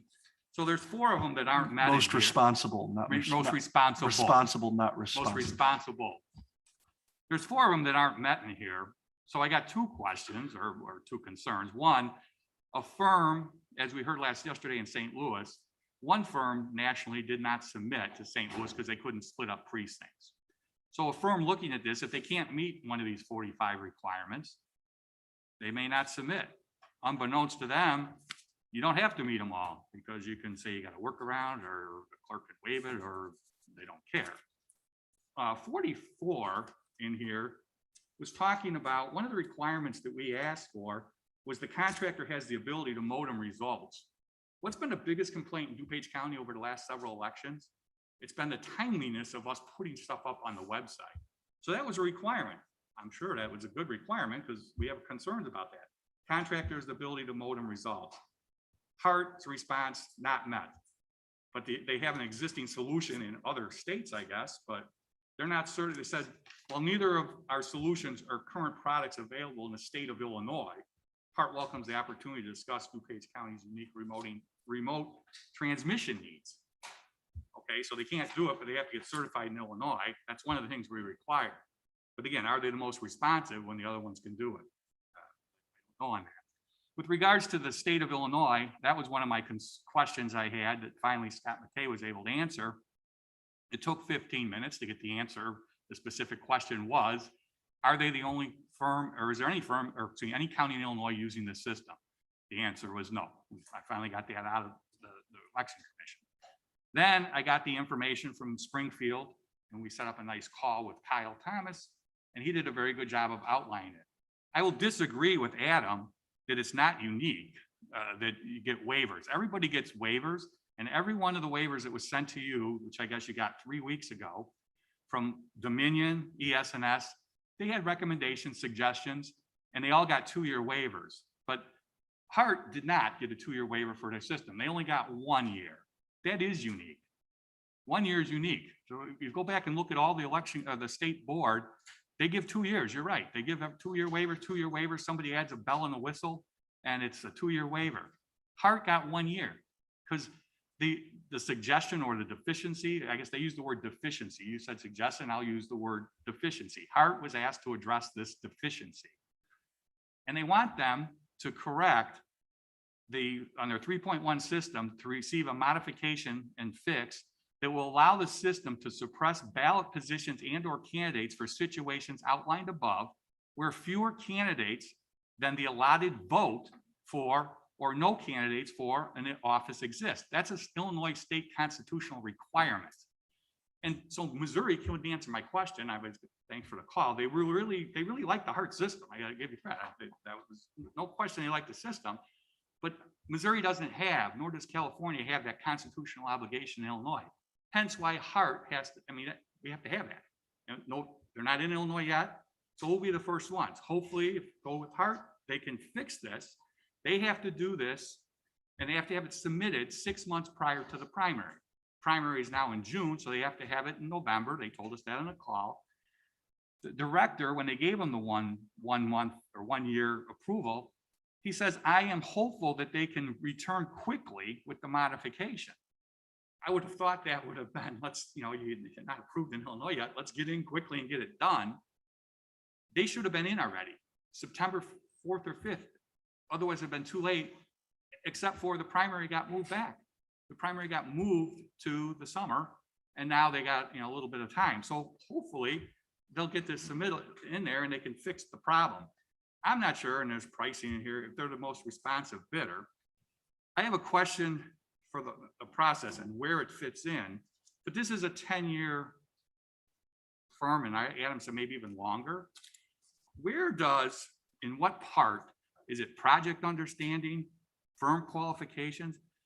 Where does the financial viability of the vendors fall into on the RFP scoring, the system here? Because clearly, if we're going to get something for a long period of time, I want to make sure that the firm is financially viable. Same reason why we have loans that we have out there in community development for housing projects. We get financial statements. We look at the financial health of the company because we have a note on the property. So where, and I guess I'll ask Adam or Gene, where in the scoring is it in your firm qualifications, the project understanding, the financial viability is scored? So I guess I would have to look back whether that would be considered a firm qualification or a key qualification. I would certainly think that financial viability was a qualification of the firm. And we did assess Hart to be healthy, financially viable. So the 7-member team is the one that did that, or we let our CFO look at that? I mean, the 7-member team did receive the full proposal, Right. detailing Hart's financials, detailing Hart's, market share, customers, that they receive that information for, all Right, all so- responding proposers. And, it was obviously our assessment that we feel this is a So, viable, healthy company to be going into business with. so you're looking at these financials in Harts, and you think they're viable for the next 10 years based on these financials? We do believe that Hart is viable for the next 10 years. yes. Seriously, okay. That's, okay. But again, I will not support Hart because I do not feel that they are the most responsive bid based on the requirements that we asked for that they didn't meet, based on the scoring here and the pricing, based on reading through these qualifications. And with the concern that Illinois, if they don't fix this problem, we won't have a system. But I will not support Hart because I do not think they're the most what am I saying, Connor? Most responsible, right? Most responsible. I believe you Even need though- to say most Thank you. So responsible. let me Yeah. I want to quickly get to members that have not spoke. So I have member Eckhoff and member Garcia. And then I will call Okay. a member Pachowski. And then I will call a member Ozog and. Thank you, Chairwoman. Selman, and then we're wrapping it up, okay? So member Eckhoff, please go ahead. We got to get this meeting I guess going. my first question is to the state's attorney, because we've been throwing out different terms here today. Is our duty to select the lowest responsible bidder or the most responsive bidder? Lowest responsible bidder. So that's different what I hear 90% of the people saying. And the reason I bring that out is because lowest cost has always been a key factor in all the decisions I've made. And it's our responsibility to consider cost. So it concerns me a little bit when I hear that we've got a point system, and we just got it this morning, that has price as 20%, and that the Hart system, as Member Selman said, comes in third. Not first, not second, but third, and they're 9 points difference. It's 9 percentage points different. So to me, it's not even close. And I understand that Hart did very well in their interviews and everything like that. But if that's going to be a big factor, then I think we need to get the memo. And I said this 2 weeks ago, get the memo where things changed for the staff. I cannot think of a time, and maybe somebody brought it up, when we selected someone who wasn't the lowest responsible bidder. Maybe it was for the books that we just bought for the clerk's office, but I can't believe, maybe I'm wrong, but I can't believe that there was more than just a 1 or 2 point difference, not a 9 point difference that shifted it from second to first, or in this case would be shifting it from third to first. And that concerns me greatly because, as somebody else said, we are stewards of the people's money. We've got body cams that we got to pay for that we don't know how we can pay for. And now we're going to lump onto that another $5 million. I just think that really gives me pause. And I want to follow up something that Member Krajewski said. They did get a 1-year exemption, and apparently exemptions are common, although 1 years are not. But what concerned me is that they got that notice from the state of Illinois back in April. And it's my understanding, as of we sit here today, they haven't been in to address any of those. So my question was, their deadline is April 12th, 2022. What if they don't meet the criteria that the state of Illinois is setting? We would be stuck with having to either find a new system or using the old system. And it's very important to me that they get qualified for the next 2 elections, but that doesn't seem to be important to them because 6 months have gone by and they haven't come in. And I know somebody said, well, they don't do that normally, or this is normal, but to me, it's not responsive to where they should be. I'm also concerned that we sign a 10-year contract for $10 million with an agency that if they don't qualify with the state of Illinois, there's no kick-out clause that says we get to terminate the contract. And I know the state's attorney feels that maybe we would be able to do that, but I would like to see a specific clause in the contract that says, in the event the vendor fails to perform, and this can go for all of them, that we're not obligated to pay the remainder of the contract. But lowest responsible bidder, cost has to be a factor. You can't have a 10-point system in 4 categories and then throw out the entire system and say that doesn't matter. I'm just gonna go based on our interviews. Why didn't you skip the system at the beginning and just go to the interviews and tell us that up front?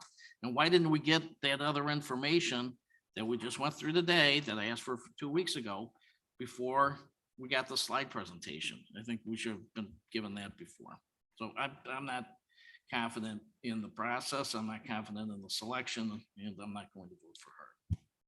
Thank you, Member Eckhoff. I have Member Garcia who has not spoken yet, and then Member Pachowski who has not spoken yet, and then Member Hart, and then we really have to wrap this up because we have County Board that we're already late for. Member Garcia, please go ahead. Yeah, I'm gonna make this fairly quick. I'm gonna get us back on track on what we're doing.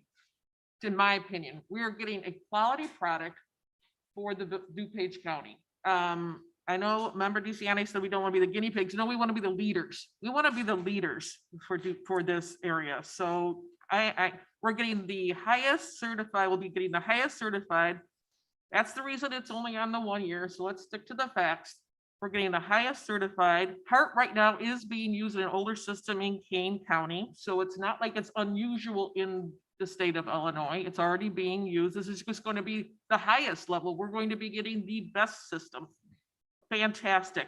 Clerk Kazmarek offered everyone to come to a tour of her department, which I took her up on. And I was able to ask questions of every single staff member that was actually doing the contemplating on this. And I got all of their decisions that went into this. I mean, yes, this is a whole system. You don't just go just on price. I mean, I'm going to say something silly, but really, I'm not going to get generic peanut butter because I like Jif. And I'm not going to take it for the price on that. That's just the way it is. So I'm going to get the best quality item to actually purchase. When I listened to the video yesterday, the support for the HART was over the top. And the one thing that caught my eye, Member Rutledge said a lot of things already. They did have done updates 2 years. 2 times in 2 years. And to me, I've been through many software changes and many changes when I worked for the village. And to have somebody offer to do these without having to beg them or have to pay them or whatever, they just do that to create a better system, to me is worth the extra money. What else? And I just want to thank Procurement, Finance, and the clerk's office. All 3 of those had a great job of going and doing, as I said, a holistic viewpoint of this system. I will be voting wholeheartedly for the HART system today, and I want to thank all the public too for coming here and talking. Thanks. Thank you, Member Garcia. Member Pachowski, please. Thank you. It's a situation where you look at something and we weren't given something or somebody's not certified. At the end of the day, we got to look at what we're doing on election day. And when I looked at the bid tabulation, ESS, and it says, vote by mail knowledge, familiarity with DuPage County voting, experience in implementing solutions with multiple Illinois jurisdictions. We're talking 1 point here. And my position is ballot on demand only on election day? Because aren't we moving more towards vote by mail, and aren't we moving towards early voting? And all we hear about is ballot on demand. And I think the ESS, with their knowledge and DuPage voting and experience, and again, I'm Polish, so price does matter. I would buy the generic peanut butter where, I could afford Jif. I'm just kidding. But that's my questions. And we had a similar situation like this a few years ago with the state's attorney with the food contract, where we had to go out for a bid 3 different times because the requests for proposals were incorrect. And maybe this is a learning experience for us as well. We all agree that the clerk needs new equipment. And, we're splitting hairs as to the reason why a point goes one way or the other. But I also support ESS because of the price differential. Thank you, Member Pachowski. I have to wrap this up. So I'm going to call on Member Hart and Member Renahan, Member Desart, and that is it because no more questions from people that already spoke. We have to go on with this meeting. Member Hart, please go ahead. Thank you, Chair Chaplin. I'll be very brief. I want to first begin by thanking everyone who served on the committee that looked at this. These questions are no reflection, at least from my end, of your professionalism and your dedication. I also want to thank everyone who works on the elections and has spoken today. I also want to thank Adam Johnson for taking my call yesterday. I appreciate you spending a couple minutes on the phone with me, but ultimately, the HART system might be a good system, but to me, that's not the question. The question is about the price. Is the difference in why we selected it worth 1.6 to $5 million more? And I just haven't heard that today. I'm confident in the bidding process that we had laid out. I think price has to be a factor of every bid that we look at. And again, this isn't any disrespect to anyone who looked at this issue and had a different opinion. I just think we have to be good taxpayer stewards, and that's why I'm going to be voting no today. Thank you. Member Renahan. Thank you, Chairman. And thanks to all who came to speak to us today in public comment, and to Adam and everyone in the election division.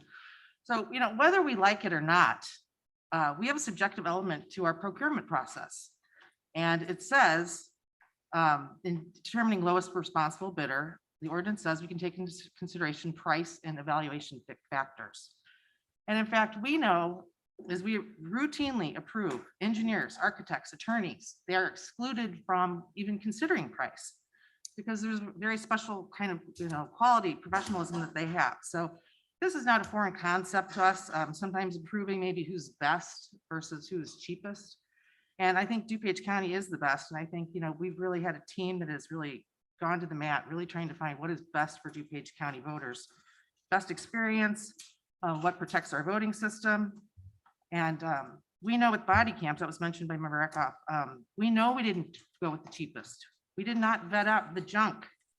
We respected what the sheriff wanted, and we actually ran it through sole source. And I mean, I would even posit that this could be done. If we want to do a BVSG 1.1 certification, there would only be one team, one election purveyor that could meet that standard. So, I appreciate you running it through procurement. I appreciate it, you taking it to us.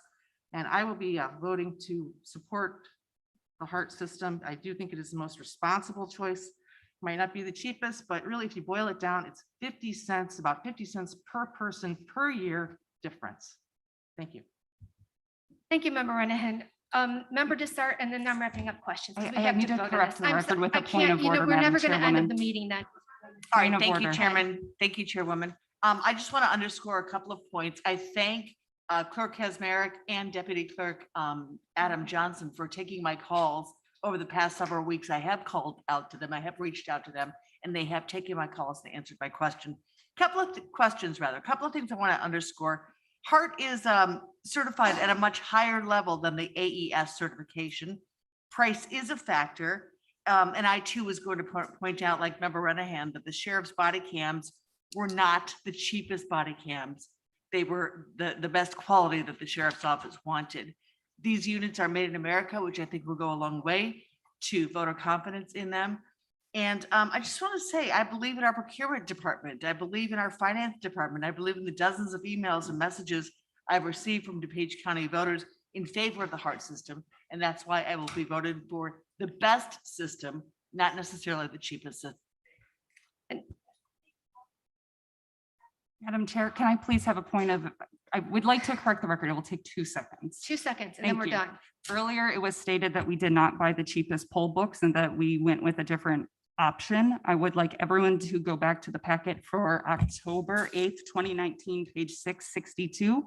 The one we chose was the cheapest. It was also scored by procurement, and we went with the highest responsible bidder who got 93 points versus 90. No, Thank we you. never said it was the cheapest. We said it was the same process. So you go, but I'm closing the comments. I really have to close the comments. We're going to move on. I think we've had very, very good discussion. So with that, I will, can I have a motion to approve the minutes of the moved by Member Desart, second by Member Garcia. All those in favor? Aye. Opposed? Okay, the motion carries. With that, I move on to budget transfers. Can I have a motion on FIR 042921, Second. resolution, budget transfers from various companies and accounts? We have a motion by Member Desart, second by Member Garcia. All those in favor? Aye. Opposed? Okay, the motion carries. We have a consent.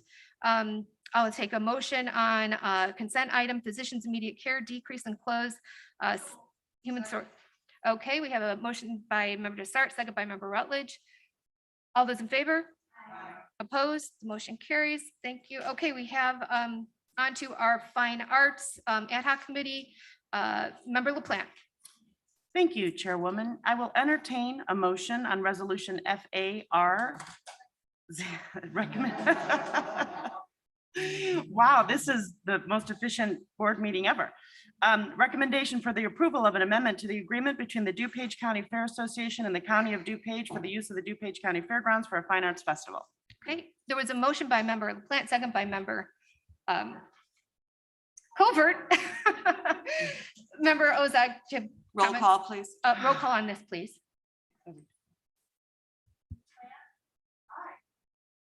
No.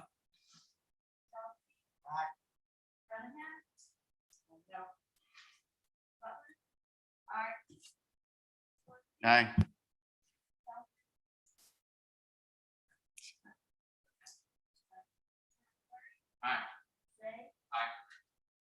No. Aye. Aye.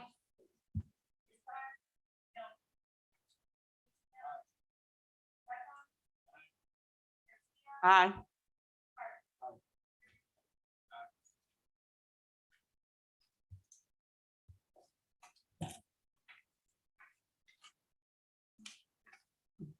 Thirteen ayes and 4 noes. Motion carried. Thank you. I move approval HHSP 35321 contract with Healthy Heating and Air HVAC for the Community Services Weatherization Program, $1,395,724.97. I have a motion by member Renahan, a second by member DeCiani. Any discussion? Okay, all those in favor? Aye. Opposed? Okay, the motion carries. Move Member approval of HHSP 35421, also contract with Healthy Air Heating and Air Architectural Weatherization for the Community Services Weatherization, not to exceed $430,024.06. Motion by member Renahan, second by member Desart. Any discussion? Okay, all those in favor? Aye. Opposed? Okay, the motion carries. I move Member appro- Renahan? Approval of HHSP 35521, Lifescan Labs of Illinois for patient phlebotomy lab services for the care center, not to exceed 40,000. We have a motion by member Renahan, a second by member Garcia. Discussion? Okay, all those in favor? Opposed? Okay, the motion carries. Member Renahan? Thank you. I move approval of HHSR 42121, approval of issuance payments for DuPage County to energy assistance providers for LIHEAP in the amount of $6,929,957. Motion by Renahan, second by ARPA. Garcia. Any discussion? Okay, all those in favor? Opposed? Motion carries. Thank you. Member Hen, we move on to judicial and public safety. All right, thank you. I move approval of JPSP 30521, contract purchase order with Arrowhead Scientific Forensics for the crime lab full spectrum imaging system, not to exceed $54,995. We have a motion by member Renahan, a second by member Chavez. Any discussion? All those in favor? Aye. Opposed? Thank you. The motion carries. Member Renahan. All right, thank you. I move approval of JPSP 35221, purchase order with Microgenics Corporation for drug testing and supplies for the probation department, not to exceed $108,114.60 per lowest responsible bid. Motion by member Renahan, second by member Krajewski. Any discussion? Okay, all those in favor? Aye. Opposed? Okay, the motion carries. We move on to Public Works. Member Ozak. Thank you, Madam Chairman. Can you all hear me? Yes. I have my mask on and I'd like to request that both board members and anyone participating from the public keep their masks on when they're speaking. We are still at a very high transmittal rate and masks do work. Thank you. I'd like to move for approval of FMP 035621, recommendation for the approval of a contract to Train US Incorporated to provide a preventative full service maintenance program for the 3 Train electric water chillers in the power plant for a 3-year period, October 2021 through September 2024. Total contract amount not to exceed $393,075. Motion by member Ozak, second by member Desart. Any discussion? Okay, seeing none. All those in favor? Aye. Opposed? Motion carries. Member Ozak.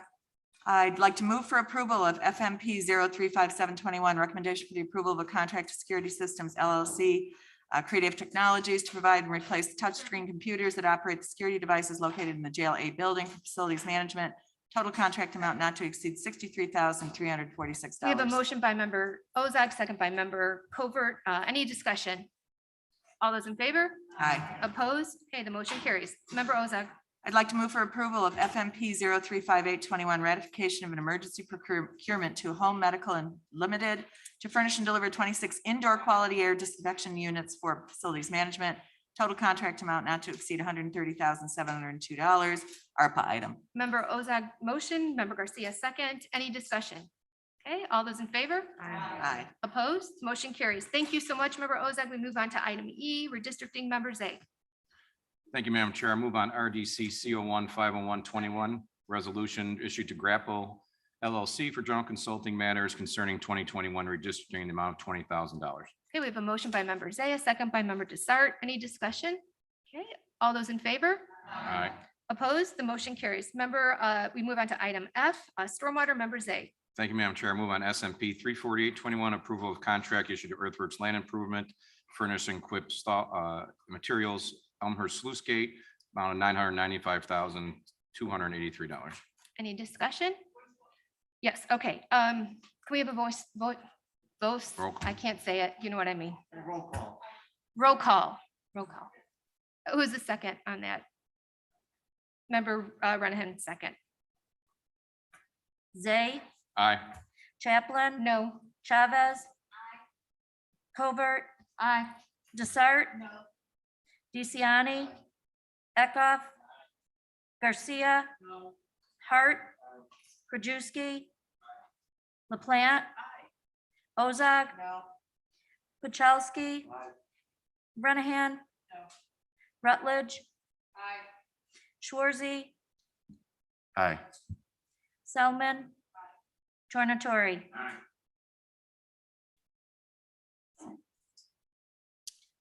13-5. Yes. Was it 5? 5 voting no, 13 voting aye. 5 voting no. 5 voting no, 13 voting aye. The motion carries. Please continue, Member Zay. Thank you, Madam Chair. I move on SMP 34921, approval of intergovernmental agreement between the County of DuPage and Milton Township, Mulberry Lane Culvert, amount of $30,000. We have a motion by Member Zay, second by Member Desart. Discussion. Seeing none. All those in favor? Aye.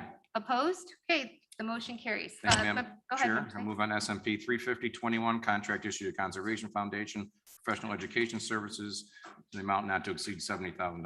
We have a motion by Member Zay, second by Member Garcia. Any discussion? Okay, seeing none. All those in favor?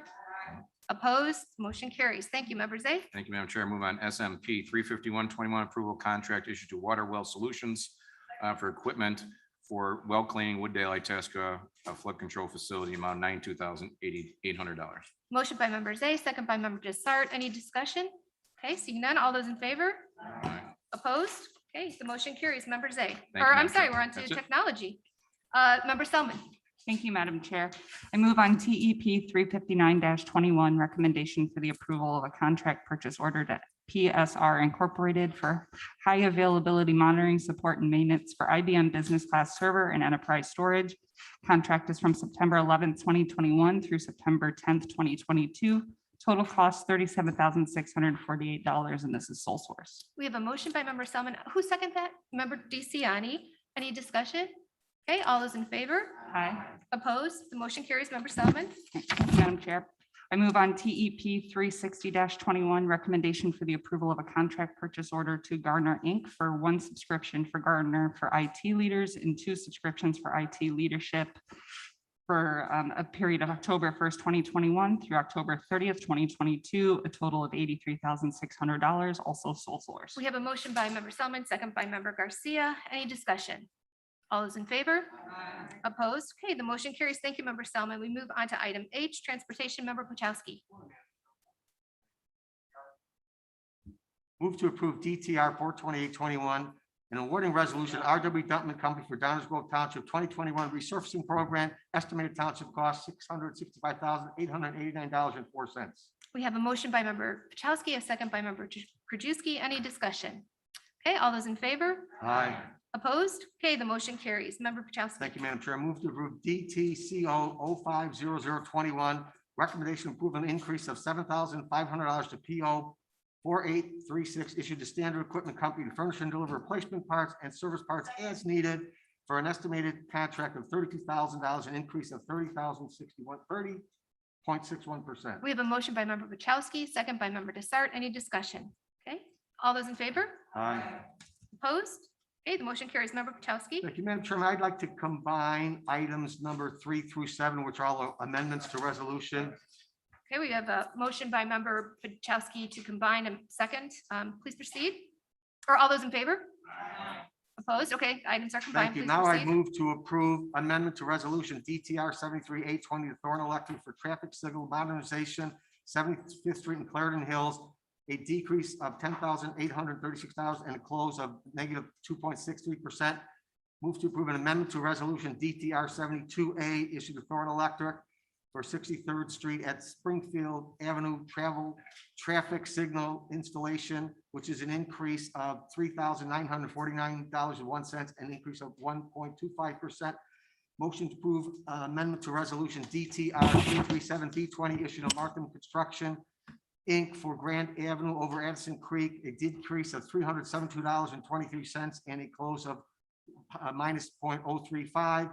Move to approve amendment to resolution DTR 29220 Superior Road Striping Inc. for the 2020 pavement maintenance program to decrease it by $31,596.07, a decrease of 7.03%.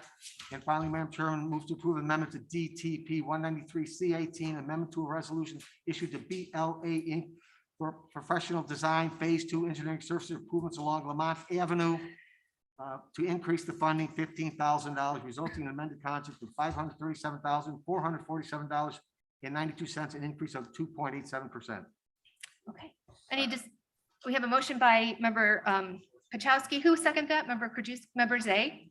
Any discussion on any of these items? Okay. All those in favor? Opposed? Thank you. That carries. Thank you, member Pachowski. Finance resolutions, member Krajewski.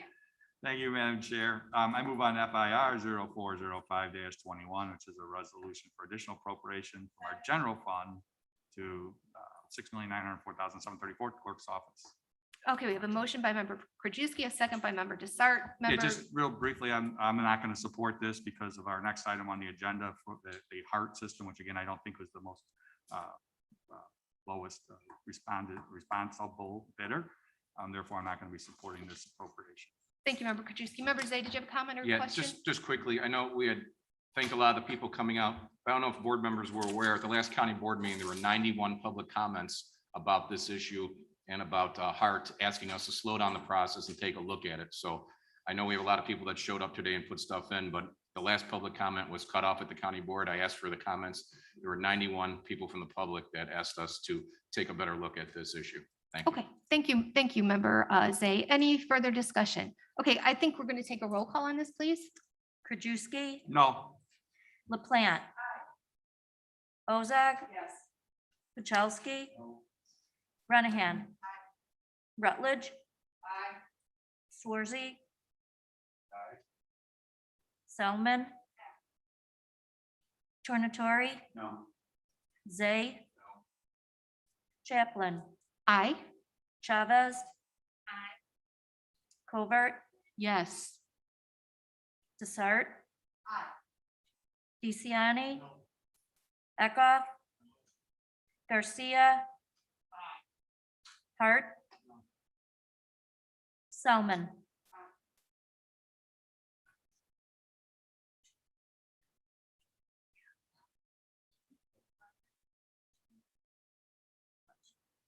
Yep. So it's 11 voting yes, 7 voting no, and the motion fails because we need 2/3 vote. Okay, we move, go ahead, member Krajewski, please continue. Again, move on FIP 0347-21. Oh, should we just pull that one then? No. Pull that one. There's Okay, no we will all pull right, that. There's no appropriation. so I Yep, no guess we'll pull appropriation. that. Yeah, we're pulling item B without objection. Okay, we Okay, move, I'm gonna move to. go ahead, member com- Krajewski. I'm gonna move, thank you, Madam Chair. I'm gonna move to combine items C through H, which are all acceptance and appropriation.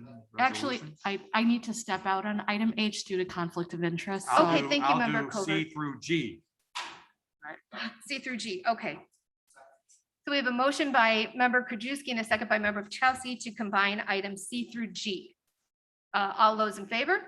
Aye. Opposed? Okay, the motion carries. Please proceed, member Thank you, Madam Krajewski. Chair. I move on FIR 0414, resolution acceptance appropriation of the sustained traffic enforcement program.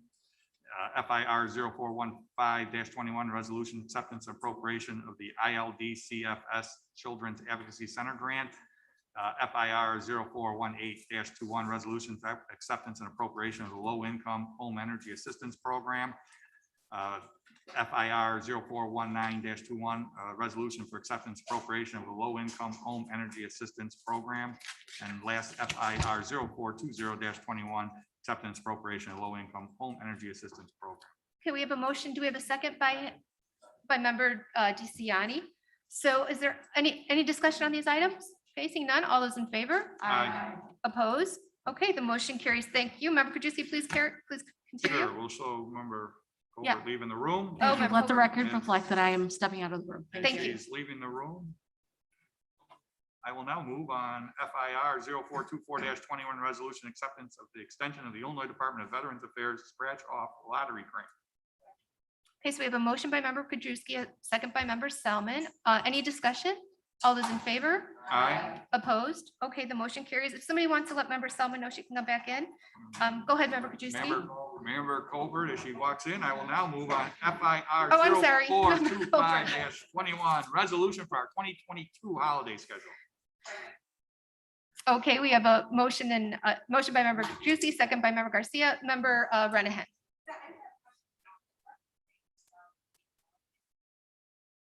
Oh, good catch, member Renahan. Do we want to address that?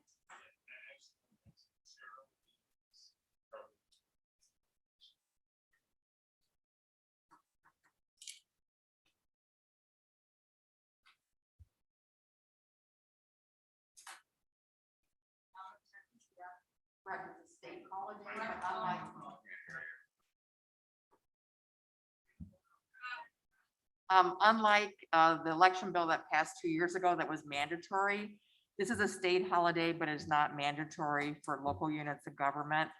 I think there was some discussion, I don't know on which committee. It's certainly up to the board if you want to add it. I think because the clerk's office has to work, IT has to work.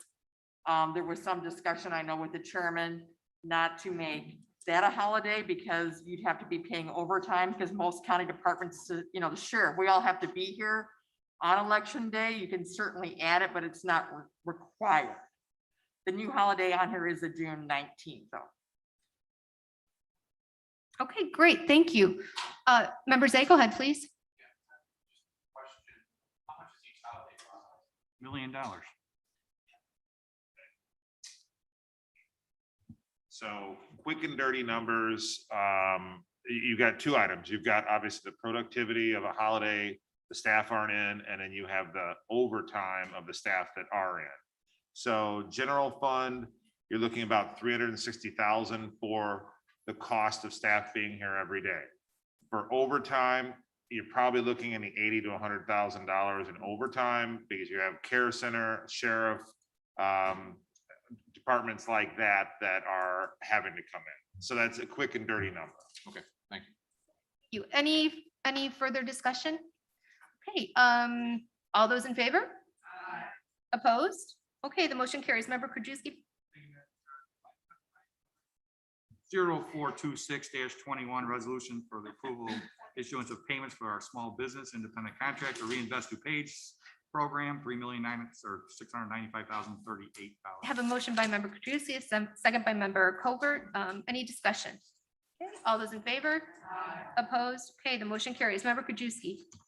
Thank you, Madam Chair. I move on FIR 0431-21, resolution placing names on payroll. We have a motion by member Krajewski, a second by member Garcia. Any discussion? All those in favor? Opposed? Okay, the motion carries. Member Krajewski.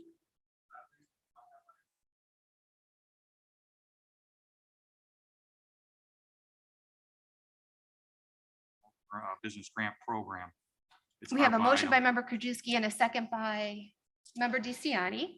Okay, any discussion? All those in favor? Opposed? Okay, the motion carries. We move on to item 11, informational. Member Krajewski. Thank you, Madam Chair. I move to receive and place on file informational items: A, payment of claims; B, wire transfers; C, appointments; and D, grant proposal notifications. We have a motion to receive and place in file and a second by member Garcia. Any discussion? Okay, all those in favor?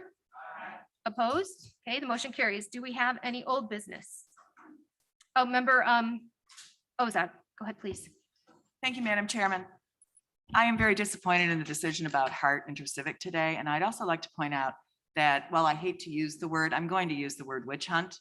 I believe that's what happened about this situation. It didn't happen last year to Gwen Henry. And it even went so far for Member Krajewski to discuss the financial viability of these firms. If I am correct, ES&S is owned by a private equity firm, McCarthy Group. So I don't even think we can get information about their financials. So that's how far we've gone into the weeds on this situation.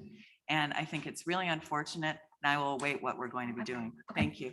Point of privilege, my Wait, name wait, was wait, wait, wait. mentioned. Member Krajewski, go My ahead, name was please. mentioned, Go ahead. so- Yes, yes, I'm telling you, go ahead. And everybody, just let's kind The of, RFP requested financial statements. They're in the RFP. That's part of the proposal. So the ES&S's financials are in there, Hart's, Dominion's. That's all part of the proposal and part of what we're supposed to, or our 7-member team is supposed to review. They're in, it's not going to get it. If they don't get it, they're a non-responsive bidder and they're thrown out. Those financial statements are in here. thank you, Member Krajewski. Member Zay. Yeah, you know what? This was about $5,358,367. This was about the price being double the cost. It wasn't about the equipment, it wasn't about anything. Sure, Hart's a great company. We got to come together and figure this out. That's what all it was about. Those are the questions and being double the price. If it wasn't double the price, I don't think we'd have an issue here. Okay, thank you, Member Zay. You know, any other comments or questions? Okay. I'm going to have a motion to adjourn. Can I have a? Okay, all those in favor? Any opposed? Okay, motion carries. Thank you.